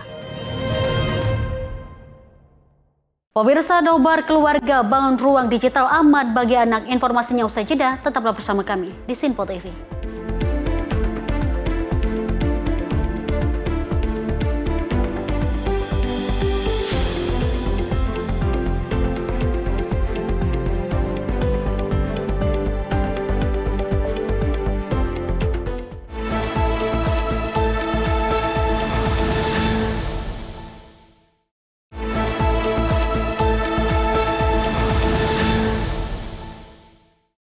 Terima kasih pemirsa, Anda masih setia bersama kami di Penyapa Indonesia Pagi Sinpo TV. Pemirsa, Wakil Menteri Komunikasi dan Digital Nezar Patria menyatakan dukungan penuh terhadap penyelenggaraan Konvensi Humas Indonesia 2026. Menurutnya acara ini sebagai wadah memperkuat kapasitas insan humas dalam menghadapi perkembangan teknologi kecerdasan artifisial atau AI. Dukungan tersebut disampaikan Wakil Menteri Komunikasi dan Digital Nezar Patria saat menghadiri kick-off Konvensi Humas Indonesia 2026 di Jakarta pada 11 Juli 2026. Konvensi yang akan digelar di Surakarta pada 17 hingga 18 Oktober mendatang itu diharapkan menjadi forum strategis bagi praktisi humas untuk merespon perubahan landscape komunikasi di era digital. Menurut Nezar, perkembangan teknologi kecerdasan artifisial telah mengubah cara pemerintah, organisasi dan masyarakat memproduksi serta menyebarkan informasi. Pemanfaatan AI dinilai mampu meningkatkan efektivitas dan efisiensi komunikasi publik. Namun teknologi tersebut juga membawa tantangan baru karena dapat dimanfaatkan untuk menyebarkan misinformasi maupun konten manipulatif yang berpotensi menurunkan kepercayaan publik. Karena itu, Nezar menegaskan profesi humas memiliki peran strategis untuk memastikan pemanfaatan AI tetap berlandaskan etika, transparansi, dan tanggung jawab dalam menyampaikan informasi kepada masyarakat. Melalui Konvensi Humas Indonesia 2026, pemerintah berharap terbangun kolaborasi yang lebih kuat antara praktisi humas, akademisi, pemerintah dunia usaha, dan komunitas dalam mendorong pemanfaatan AI yang bertanggung jawab serta memperkuat kepercayaan publik di era transformasi digital. Tim redaksi Sinpo TV melaporkan. Sementara itu, pemirsa, Kementerian Komunikasi dan Digital terus mendorong terciptanya ruang digital yang aman, sehat, dan edukatif bagi anak. Salah satunya dengan mengajak keluarga Indonesia menghidupkan kembali budaya menonton bersama sebagai sarana edukasi dan pendampingan orang tua. Wakil Menteri Komunikasi dan Digital Nezar Patria mengatakan perkembangan teknologi membuat aktivitas menonton semakin bersifat individual. Kehadiran gawai seringkali mengurangi interaksi antar anggota keluarga meski berada dalam satu ruang yang sama. Hal tersebut disampaikan Nezar Patria saat menghadiri acara Netflix Family Festival 2026 World of Wonder di Jakarta Pusat pada 11 Juli 2026. Budaya menonton bersama atau co-viewing dinilai mampu mempererat hubungan keluarga, sekaligus menjadi sarana bagi orang tua untuk mendampingi anak dalam memilih dan memahami konten yang sesuai. Nezar menjelaskan konsep co-viewing juga sejalan dengan implementasi PP Tunas yang bertujuan menciptakan ruang digital yang lebih aman bagi anak melalui penyediaan konten sesuai usia dan tahap perkembangan mereka.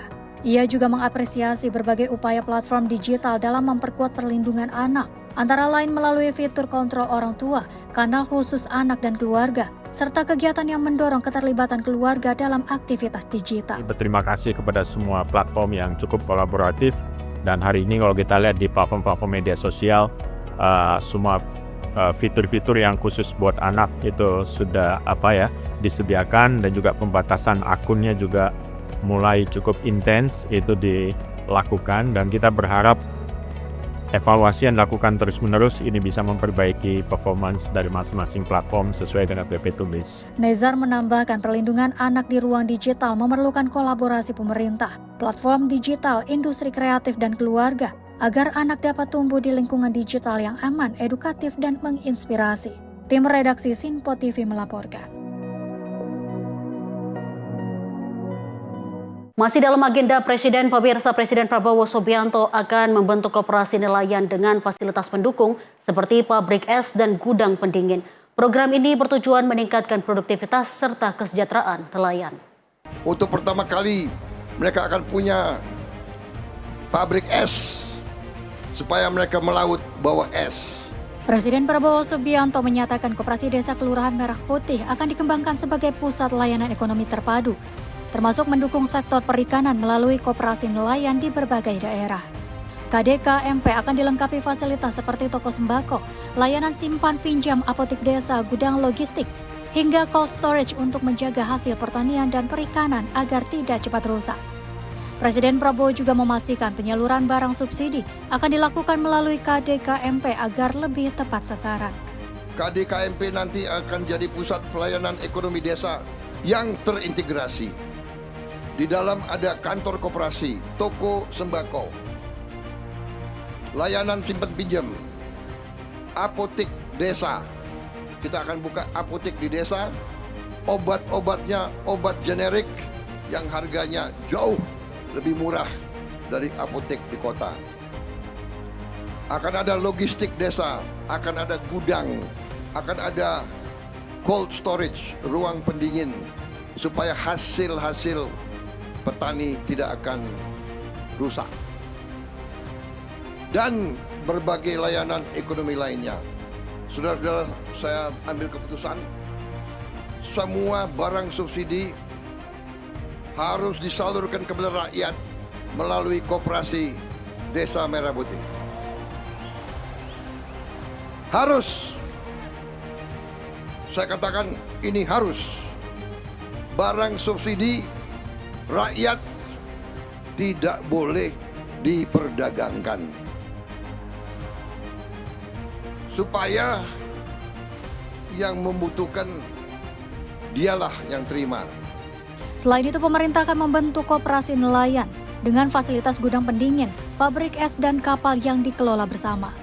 Kepala negara berharap program ini dapat meningkatkan produktivitas serta kesejahteraan masyarakat pesisir. Kita juga akan buka desa-desa dan koperasi-koperasi nelayan. Untuk pertama kali dalam sejarah di Indonesia, nelayan-nelayan kita akan kita urus. Mereka juga akan punya gudang pendingin supaya ikan mereka bertahan. Untuk pertama kali mereka akan punya pabrik es supaya mereka melaut bawa es. Dan kita akan bagi kapal-kapal besar untuk tiap desa nelayan yang akan dikerjakan, yang akan dimiliki dan dikerjakan oleh koperasi-koperasi nelayan itu sendiri. Dan mereka bukan terima hadiah. Mereka cicil kembali dari hasil tangkapan ikan mereka. Mereka akan cicil semua uang yang kita. Jadi uang di desa nelayan, uang di desa-desa ini, koperasi adalah uang pinjaman yang akan dibayar kembali. Tim redaksi Simpo TV melaporkan. Pemirsa, pengurus KDKMP optimistis koperasi dapat menjadi penggerak ekonomi rakyat. Dukungan pemerintah dinilai mampu memperkuat peran koperasi dan UMKM.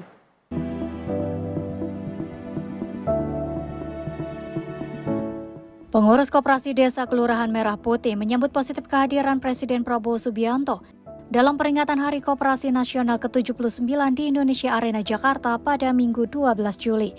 Mereka menilai dukungan pemerintah dapat memperkuat peran koperasi dan UMKM sebagai penggerak ekonomi rakyat. Sejumlah pengurus KDKMP meyakini perhatian pemerintah terhadap koperasi akan membuka peluang pengembangan usaha masyarakat. Mereka berharap koperasi semakin maju, meningkatkan partisipasi anggota serta memperkuat perekonomian di tingkat daerah. Saya kira dalam hal ini akan mendapat nilai positif bagi KDMP atau koperasi-koperasi kita UMKM guna memperlaju lagi UMKM-nya, Koperasi Merah Putihnya, dan keanggotaannya mungkin koperasi lebih maju lagi, gitu aja. Harapan untuk koperasi dan UMKM kita, semoga UMKM kita lebih maju lagi, koperasi kita untuk Merah Putih lebih maju lagi, masyarakat Indonesia lebih maju atau lebih giat dalam melaksanakan koperasi dan UMKM di Indonesia ini karena telah didukung oleh pemerintah Indonesia. Terima kasih untuk Pak Prabowo Subianto atas dukungan untuk UMKM dan Koperasi Merah Putih terhadap masyarakat Indonesia. Semoga dan juga Pak Menteri Koperasi Pak Pur, terima kasih atas dukungannya untuk koperasi dan UMKM Indonesia. Pengurus KDKMP juga mengapresiasi komitmen Presiden Prabowo dan Menteri Koperasi dalam mendorong kemajuan koperasi nasional. Mereka berharap kolaborasi antara koperasi terus berkembang untuk mempercepat pertumbuhan ekonomi masyarakat. Harapan saya untuk koperasi-koperasi di Indonesia, khususnya di daerah-daerah, semoga secepat lebih bergerak kembali ya dari yang sekarang supaya terjadinya kolaborasi yang baik gitu di antara dari daerah ke daerah, jadi menumbuhkan ekonomi bertumbuh dengan cepat. Terima kasih juga kepada Bapak Presiden, Bapak Prabowo Subianto dan juga Menteri Koperasi Indonesia, dan semoga kita semua dapat berkolaborasi dan juga untuk kedepannya lebih baik lagi. Tim redaksi Simpo TV melaporkan. Pemirsa, informasi kita lanjut dari Menteri Koordinator Bidang Infrastruktur dan Pembangunan Kewilayahan Agus Harimurti Yudhoyono atau AHY menegaskan pembangunan bangsa tidak hanya berfokus pada infrastruktur fisik, tetapi juga penguatan karakter moral dan persatuan masyarakat. Pemirsa, hal tersebut disampaikan AHY saat menghadiri kegiatan Gereja Pentakosta Indonesia di Pamatang Siantar. Di sela kehadirannya dalam kegiatan Gereja Pentakosta Indonesia di Pemantang Siantar, Sumatera Utara, Menteri Koordinator Bidang Infrastruktur dan Pembangunan Kewilayahan Agus Harimurti Yudhoyono atau AHY menyapa dan bersalaman dengan ribuan jemaat yang hadir. Suasana hangat dan penuh keakraban terlihat saat AHY menerima doa serta dukungan dari para jemaat. Dalam sambutannya, AHY menegaskan bahwa pembangunan nasional tidak hanya diukur dari banyaknya infrastruktur yang dibangun, melainkan juga dari kuatnya karakter, moral, dan persatuan masyarakat. Menurutnya, iman, nasionalisme, dan kepedulian sosial harus berjalan beriringan agar Indonesia mampu menghadapi berbagai tantangan, mulai dari transformasi digital, dinamika ekonomi global, hingga dampak perubahan iklim. Menko AHY juga mengapresiasi Gereja Pentakosta Indonesia yang selama puluhan tahun turut menjaga nilai-nilai kemanusiaan, memperkuat kerukunan, serta berkontribusi dalam dunia pendidikan melalui pengembangan institusi teknologi. Menurut AHY, pembangunan yang berkelanjutan memerlukan dukungan seluruh elemen bangsa, termasuk lembaga keagamaan, dalam menumbuhkan generasi yang unggul, religius, dan berjiwa kebangsaan. AHY menegaskan pembangunan yang kokoh tidak hanya dibangun dengan beton dan baja, tetapi juga dengan persatuan, toleransi, dan nilai-nilai kemanusiaan yang hidup di tengah masyarakat. Tim redaksi Sinpo TV melaporkan. Menteri Ketenagakerjaan Yasir Lee terus memastikan perusahaan peserta magang nasional relevan dengan kebutuhan lulusan. Menurutnya, setiap lowongan yang dibuka harus memberikan pengalaman kerja yang bermakna untuk peserta. Menteri Ketenagakerjaan Yasir Lee telah meninjau langsung proses verifikasi dan validasi penyelenggara serta lowongan untuk program pemagangan nasional Angkatan 2. Peninjauan ini dilakukan untuk memastikan setiap lowongan yang dibuka berkualitas dan memberikan pengalaman kerja bermakna bagi para peserta. Proses pendaftaran serta verifikasi mitra dan lowongan ini berlangsung hingga batas akhir yang ditetapkan. Kementerian Ketenagakerjaan terus menyaring lowongan dari ribuan perusahaan untuk memastikan kesesuaiannya dengan kebutuhan lulusan perguruan tinggi. Diketahui kuota dibuka untuk 150.000 fresh graduate termasuk profesi dan penyandang disabilitas. Nantinya akan dibagi menjadi 3 gelombang di mana masing-masing gelombang menampung sekitar 50.000 peserta. Peserta akan mengikuti magang selama 6 bulan dan menerima uang saku atau insentif yang disesuaikan dengan UMR atau UMK daerah penempatan. Tim redaksi Sinpo TV melaporkan. Pemirsa, pemerintah Provinsi Jawa Timur menerima peserta program afirmasi pendidikan menengah atau ADEM Papua dan sebanyak 152 siswa asal berbagai wilayah di Papua akan menempuh pendidikan di SMA dan juga SMK unggulan di 10 kabupaten dan kota di Jawa Timur. Gubernur Jawa Timur Hovifah Indar Parawansa menegaskan komitmen Jawa Timur sebagai barometer pendidikan nasional sekaligus mitra strategis dalam menyiapkan sumber daya manusia unggul dan berdaya saing global. Komitmen itu diwujudkan melalui penerimaan 152 peserta program afirmasi pendidikan menengah atau ADEM Papua tahun 2026 yang akan menempuh pendidikan di berbagai SMA dan SMK unggulan di Jawa Timur. Di hadapan para peserta didik, Hovifah memberikan motivasi agar memanfaatkan kesempatan belajar di Jawa Timur sebaik-baiknya dengan disiplin, kerja keras, serta semangat menuntut ilmu sebagai bekal membangun tanah Papua dan Indonesia. Menurutnya, tidak ada batas bagi anak-anak Papua untuk menggantungkan cita-cita setinggi-tingginya. Melalui pendidikan, siapapun memiliki kesempatan yang sama untuk menjadi profesor, jenderal, menteri, maupun pemimpin bangsa. Tim redaksi Sinpo TV melaporkan. Pemirsa, Ketua Komisi 3 DPR Habibur Rahman menjelaskan substansi pembahasan mengenai RUU perampasan aset. Dirinya mengatakan bahwa Komisi 3 DPR RI ingin menutup ruang bagi penyalahgunaan kewenangan dari aparat penegak hukum dalam pemulihan aset. Ketua Komisi 3 DPR Habibur Rahman menyampaikan bahwa pihaknya masih terus membahas perihal rancangan undang-undang perampasan aset. Habibur Rahman mengatakan terdapat sejumlah substansi yang masih menjadi perdebatan, sehingga Komisi 3 DPR terus berupaya menyeimbangkan antara kepentingan memulihkan aset dengan potensi abuse of power. Dirinya berharap nantinya RUU perampasan aset bisa mengembalikan aset hasil kejahatan secara maksimal. Pertama, debatnya perdebatannya adalah soal bagaimana menyeimbangkan antara kepentingan aset recovery untuk kerugian keuangan negara dengan agar membatasi potensi abuse of power oleh para penegak hukum. Oleh aparat penegak hukum, jangan sampai terjadi abuse of power dengan mengatasnamakan undang-undang perampasan aset ini. Nah, ini yang kemarin kita masukannya banyak dari teman-teman dan kita perlu pengayaan soal itu. Pasti kita berkomitmen agar sebanyak mungkin terjadi aset recovery, ya. Tapi di sisi lain jangan sampai orang yang nggak bersalah terkriminalisasi oleh aparat penegak hukum yang tidak bersih. Nah, itu satu. Yang kedua, banyaknya masukan soal perlunya lembaga khusus yang menangani soal pengelolaan aset ini yang hasil disita ini.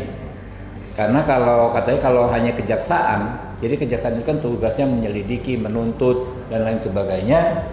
Dia tidak ada rekam jejak soal mengelola ini, aset ini gimana. Dari Jakarta, Fahrizal Ahmad Amin, Sinpo TV melaporkan.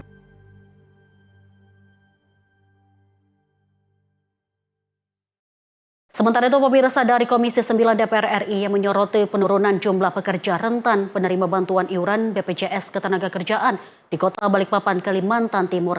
Dari sekitar 7.000 pekerja pada tahun 2025 menjadi 2.000 pekerja pada tahun 2026, DPR RI mendorong pemerintah daerah memperkuat perlindungan jaminan sosial bagi pekerja rentan. Di balik setiap pekerja rentan ada keluarga yang bergantung pada perlindungan jaminan sosial. Karena itu Komisi 9 DPR RI menyoroti penurunan jumlah pekerja rentan di Kota Balikpapan yang menerima bantuan iuran BPJS Ketenagakerjaan dari APBD. Pada tahun 2025 tercatat sekitar 7.000 pekerja menerima bantuan iuran. Namun pada tahun 2026 jumlahnya turun menjadi sekitar 2.000 pekerja. Penurunan ini dipengaruhi berkurangnya transfer dana ke daerah yang berdampak pada berkurangnya alokasi bantuan sosial bagi masyarakat.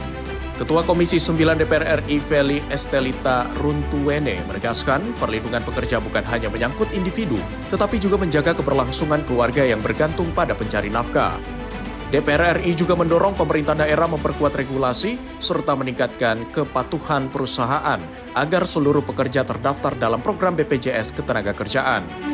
Perlindungan pekerja rentan yang dibiayain oleh APBD itu sekitar 7.000 pekerja. Sementara untuk 2026 ini hanya 2.000 sekian, nggak sampai 3.000. Ini kan jauh pekerja rentan dibiayain oleh pemerintah daerah. Ini juga akan membantu pemerintah setempat. Ini mau dikemanakan kalau mereka tidak ada jaminan sosial.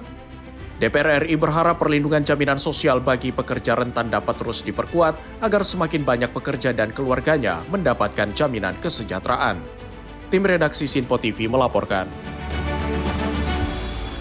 Pemirsa, TNI Angkatan Laut menggelar Pekan Olahraga TNI AL atau Poral 2026 di Mabesal Cilangkap, Jakarta Timur. Kepala Staf Angkatan Laut Laksamana TNI Muhammad Ali menyebut kegiatan ini menjadi ajang pembinaan prestasi, sekaligus memperkuat sportivitas, soliditas, dan profesionalitas prajurit Jalasena.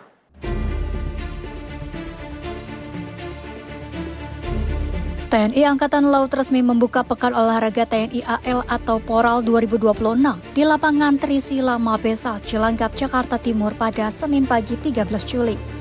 Pertandingan berlangsung selama 4 hari mulai 13 hingga 16 Juli 2026. Dengan mempertandingkan 5 cabang olahraga, yaitu sepak bola, bola voli, tenis lapangan, tenis meja, dan bulu tangkis. Kepala Staf Angkatan Laut Laksamana TNI Muhammad Ali menyampaikan, Poral 2026 bukan sekedar ajang kompetisi, melainkan wadah untuk menyatukan potensi olahraga di lingkungan TNI Angkatan Laut. Kegiatan ini juga menjadi momentum penting bagi para prajurit untuk menunjukkan kemampuan, bakat, dan prestasi di bidang olahraga. olahraga ini merupakan ajang menyatukan potensi olahraga TNI Angkatan Laut dan sekaligus menjadi pembuktian pembinaan olahraga yang telah dilaksanakan oleh Kotama-Kotama dan Satker-Satker TNI Angkatan Laut untuk meraih prestasi. Event ini juga menjadi momentum yang sangat penting bagi para atlet untuk menunjukkan kemampuan, bakat, dan prestasi olahraga yang dipertandingkan. Melalui kegiatan ini, TNI Angkatan Laut akan dapat menjaring atlet-atlet dari berbagai cabang olahraga yang berprestasi untuk dapat berkiprah nantinya di tingkat event Panglima TNI Cup tahun 2029 atau bahkan di event-event nasional maupun. Melalui Poral 2026, TNI Angkatan Laut diharapkan dapat menjaring atlet-atlet berprestasi yang akan dipersiapkan menghadapi Piala Panglima TNI tahun 2026, serta berpeluang berkompetisi pada ajang nasional maupun internasional. Dari Jakarta, Jihan Nabila Mutia Anggiani, Simpo TV melaporkan.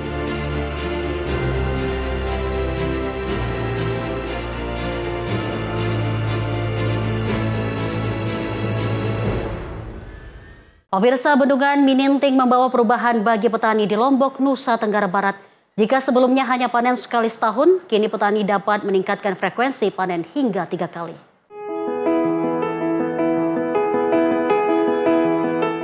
Bendungan Mininting membawa perubahan besar bagi kehidupan petani di Lombok, Nusa Tenggara Barat. Salah satunya dirasakan Pak Radi, buruh tani yang kini dapat menikmati pasokan air lebih baik setelah bertahun-tahun menghadapi kesulitan saat musim kemarau.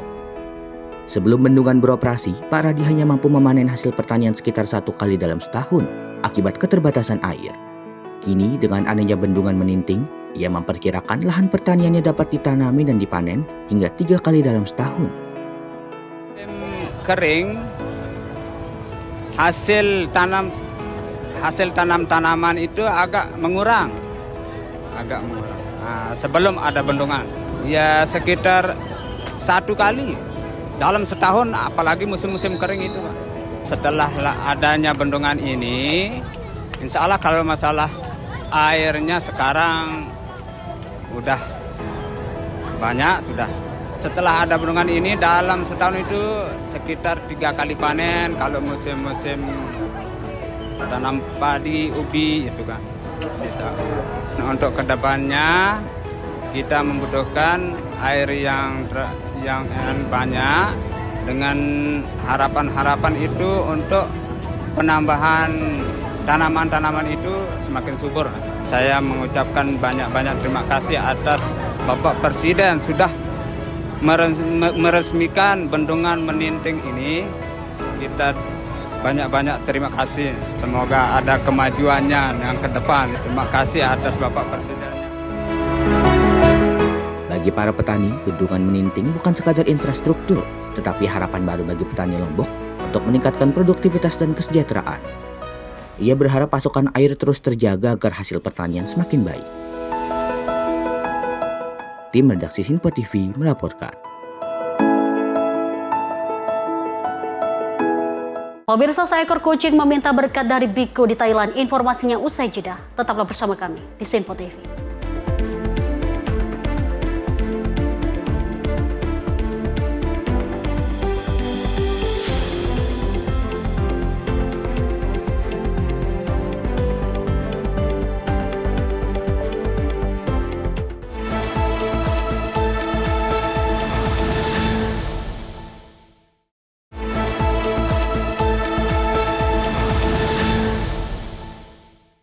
Pemirsa, Anda masih menyaksikan Menyapa Indonesia Pagi Simpo TV. Kita lanjut informasi dari mancanegara. Pemirsa, kebakaran hebat melanda sebuah tempat hiburan musik yang dipadati pengunjung di Bangkok Utara pada Minggu malam.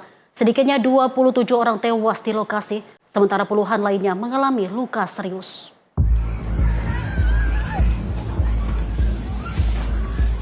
Inilah rekaman video detik-detik saat kebakaran hebat terjadi di bar dan restoran Rong Bir Na Lat Prau, distrik Chatuchak, Bangkok, Thailand pada Minggu malam. Semburan api juga terlihat keluar hingga ke jalanan. Para pengunjung tampak berlarian menyelamatkan diri melalui pintu depan. Menurut salah satu saksi, penyebab kebakaran diduga akibat korsleting pada salah satu saklar listrik. Pada Senin pagi, petugas kepolisian masih menyelidiki penyebab pasti kebakaran yang menewaskan 27 orang tersebut dengan melakukan olah TKP. Tampak perabotan yang terbalik, sepatu yang tertinggal, serta puing-puing sisa kebakaran yang berserakan di luar lokasi. Pintu masuk juga terlihat hangus menghitam dengan jendela-jendela yang pecah dan alat musik yang terbakar tergeletak di tanah. Sementara polisi berjaga dan memeriksa lokasi yang telah dipasangi garis polisi. Seorang inspektur polisi mengonfirmasi petugas masih mengumpulkan bukti dan meminta keterangan dari para saksi, seiring menyatakan bahwa informasi lebih lanjut akan disampaikan sesegera mungkin. 9 pria dan 18 wanita dipastikan tewas dalam kebakaran tersebut, sementara 63 orang dilarikan ke rumah sakit termasuk 22 orang yang berada dalam kondisi kritis. Sebagian besar jenazah ditemukan di area toilet tempat hiburan itu. Para korban diduga berkumpul di sana untuk menyelamatkan diri dari kobaran api. Tim redaksi Sinpo TV melaporkan.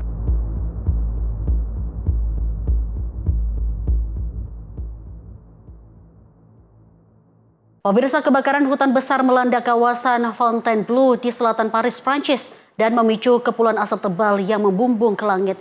Ratusan petugas pemadam masih berupaya mengendalikan api yang menjalar cepat di tengah kondisi cuaca panas dan kering.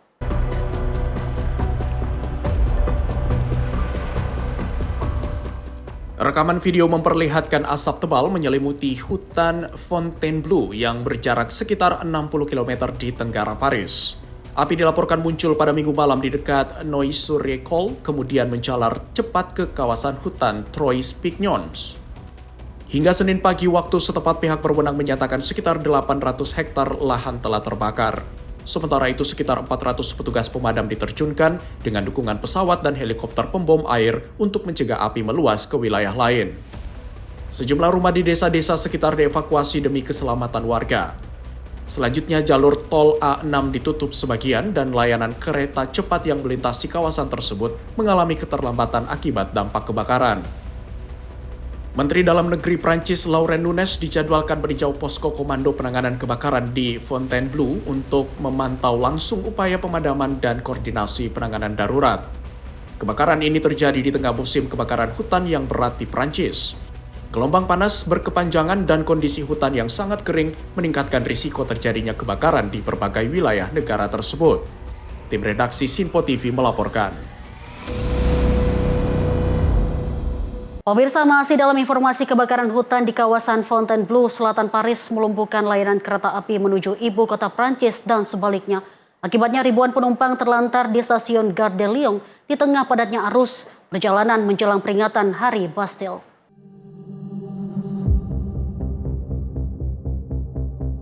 Rekaman video memperlihatkan ratusan penumpang memenuhi area stasiun Gare de Lyon sambil menunggu kepastian jadwal keberangkatan.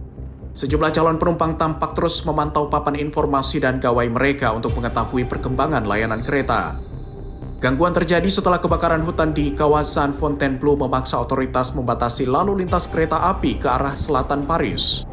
Kondisi ini terjadi pada akhir pekan libur musim panas saat volume penumpang meningkat menjelang perayaan Hari Nasional Prancis.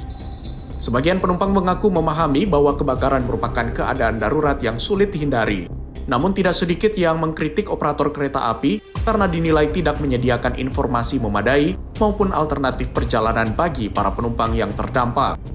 Seorang penumpang menyebut keterlambatan terus bertambah tanpa kejelasan solusi. Penumpang lain menilai biaya perjalanan kereta di Prancis tidak sebanding dengan kualitas layanan yang diterima, meski mereka tetap memilih kereta demi mendukung transportasi yang lebih ramah lingkungan. Bien là, j'attends. Au départ, ils ont dit qu'il y aurait 1h15 de retard. Maintenant, ils disent 2h30 de retard. Je pense que c'est un problème de perturbation climatique et d'incendie. C'est une situation exceptionnelle et je pense qu'il faut. Hingga Senin waktu setempat, kebakaran di hutan Fontainebleau telah melahap sekitar 800 hektar lahan. Petugas pemadam kebakaran masih berupaya mengendalikan api, sementara layanan kereta api mengalami keterlambatan hingga 6 jam. Tim redaksi Sinpo TV melaporkan.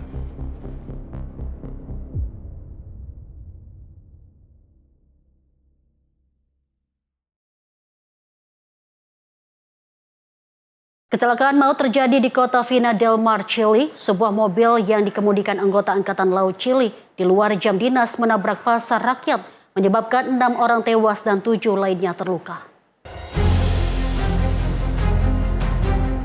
Rekaman video memperlihatkan petugas kepolisian memasang garis pengaman di lokasi kejadian. Mobil yang terlibat kecelakaan terlihat mengalami kerusakan parah dan dievakuasi menggunakan mobil derek. Menurut keterangan saksi, kendaraan melaju dengan kecepatan tinggi sebelum kehilangan kendali, menerobos pembatas jalan, lalu menabrak pedagang dan pengunjung pasar yang sedang beraktivitas. El auto se desvió hacia la gente. El auto pasó la solera y arrastró toda la gente hacia allá. Ya, y después se sintió un estruendo, seguramente parece que chocó con un toldo, no sé con qué, ya después quedó griterío. Pero también tengo otras versiones de otras personas que dicen que al auto lo chocaron por atrás. Ya, eso yo no lo puedo corroborar porque yo no lo vi. 3 perempuan dan 3 laki-laki dilaporkan meninggal dunia dalam insiden ini, sementara 7 korban lainnya dilarikan ke rumah sakit Dr. Gustavo Friki dan dilaporkan tidak mengalami kondisi yang mengancam jiwa. Kepolisian Chili menyatakan pengemudi merupakan seorang kopral angkatan laut yang sedang tidak bertugas. Ia telah diamankan dan menjalani tes alkohol, sementara kejaksaan membuka penyelidikan untuk mengetahui penyebab pasti kecelakaan.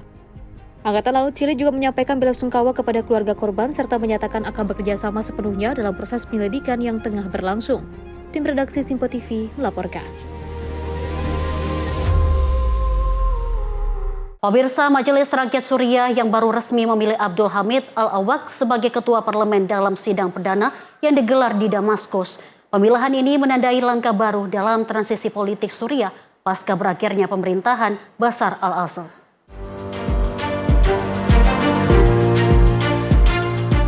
Ratusan anggota Majelis Rakyat Suriah menghadiri sidang perdana parlemen baru yang digelar di ibu kota Damaskus.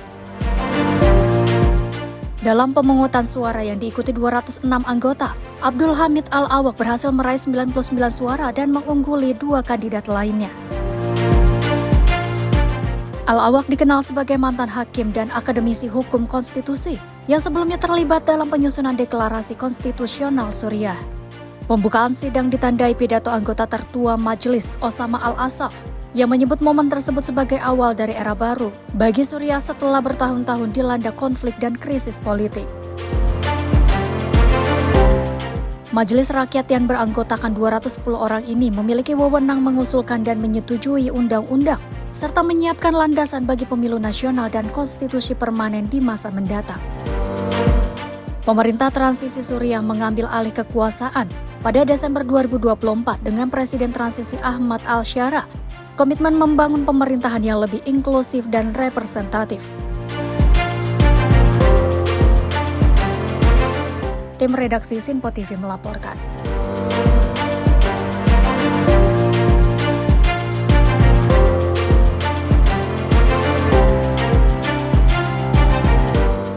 Pemirsa, euforia Piala Dunia 2026 melanda kota Kolkata, India. Sebuah gang sempit di kawasan Faryapur disulap menjadi destinasi bertema sepak bola dengan hiasan mural, bendera negara peserta hingga potret bintang dunia. Demam Piala Dunia 2026 terasa kuat di kota Kolkata, India. Sebuah gang di kawasan Faryapur berubah menjadi lokasi wisata bertema sepak bola yang menarik perhatian warga dan penggemar olahraga tersebut. Dinding-dinding gang dipenuhi mural berwarna-warni, potret bintang sepak bola dunia seperti Lionel Messi dan Cristiano Ronaldo, serta bendera negara-negara peserta Piala Dunia 2026.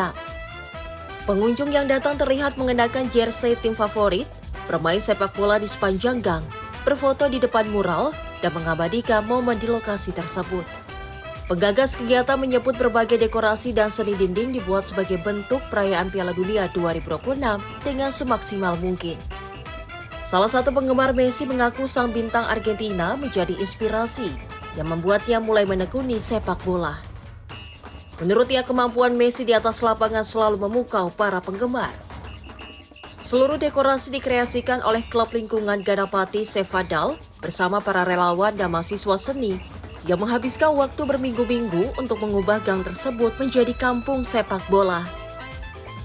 Penyelenggara menyebut proyek itu juga menarik perhatian internasional setelah ditampilkan di media sosial resmi FIFA, sehingga semakin banyak warga dan wisatawan datang untuk melihat langsung hasil karya tersebut. Tim redaksi Simpo TV melaporkan. Kita lanjut informasi dari aksi gemas seekor kucing putih terekam ponsel umat Buddha yang sedang menjalankan ritual berdoa bersama. Pemirsa, kucing putih tersebut seakan meminta berkat dari para biku yang sedang fokus melantunkan doa di depan sejumlah umat.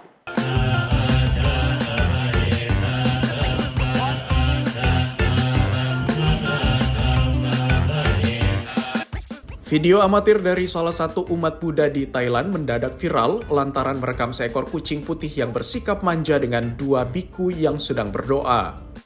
Aksi gemas kucing tersebut bermula saat mendekati salah satu biku yang menjadi pemimpin ritual doa, di mana tangan biku tersebut memegang mikrofon sambil mengelus kucing yang mendekatinya. Merasa tak cukup diperhatikan, kucing putih tersebut berpindah dan berjalan ke seorang biku lainnya yang duduk bersebelahan dengan pemimpin ritual. Kucing tersebut seakan meminta berkat dan menundukkan kepalanya agar sang biku mengelus tubuhnya dengan baik.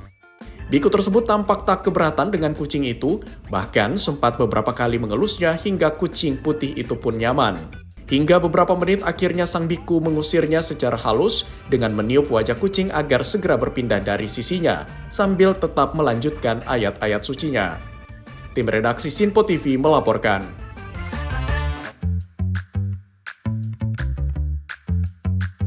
Pemirsa, informasi tadi mengakhiri perjumpaan kita di Menyapa Indonesia Pagi Sinpo TV hari ini. Saya Deo Manik mewakili kru yang bertugas pamit. Terima kasih atas kebersamaan Anda. Saksikan terus Sinpo TV untuk update berita terbaru Anda. Selamat pagi, sampai jumpa.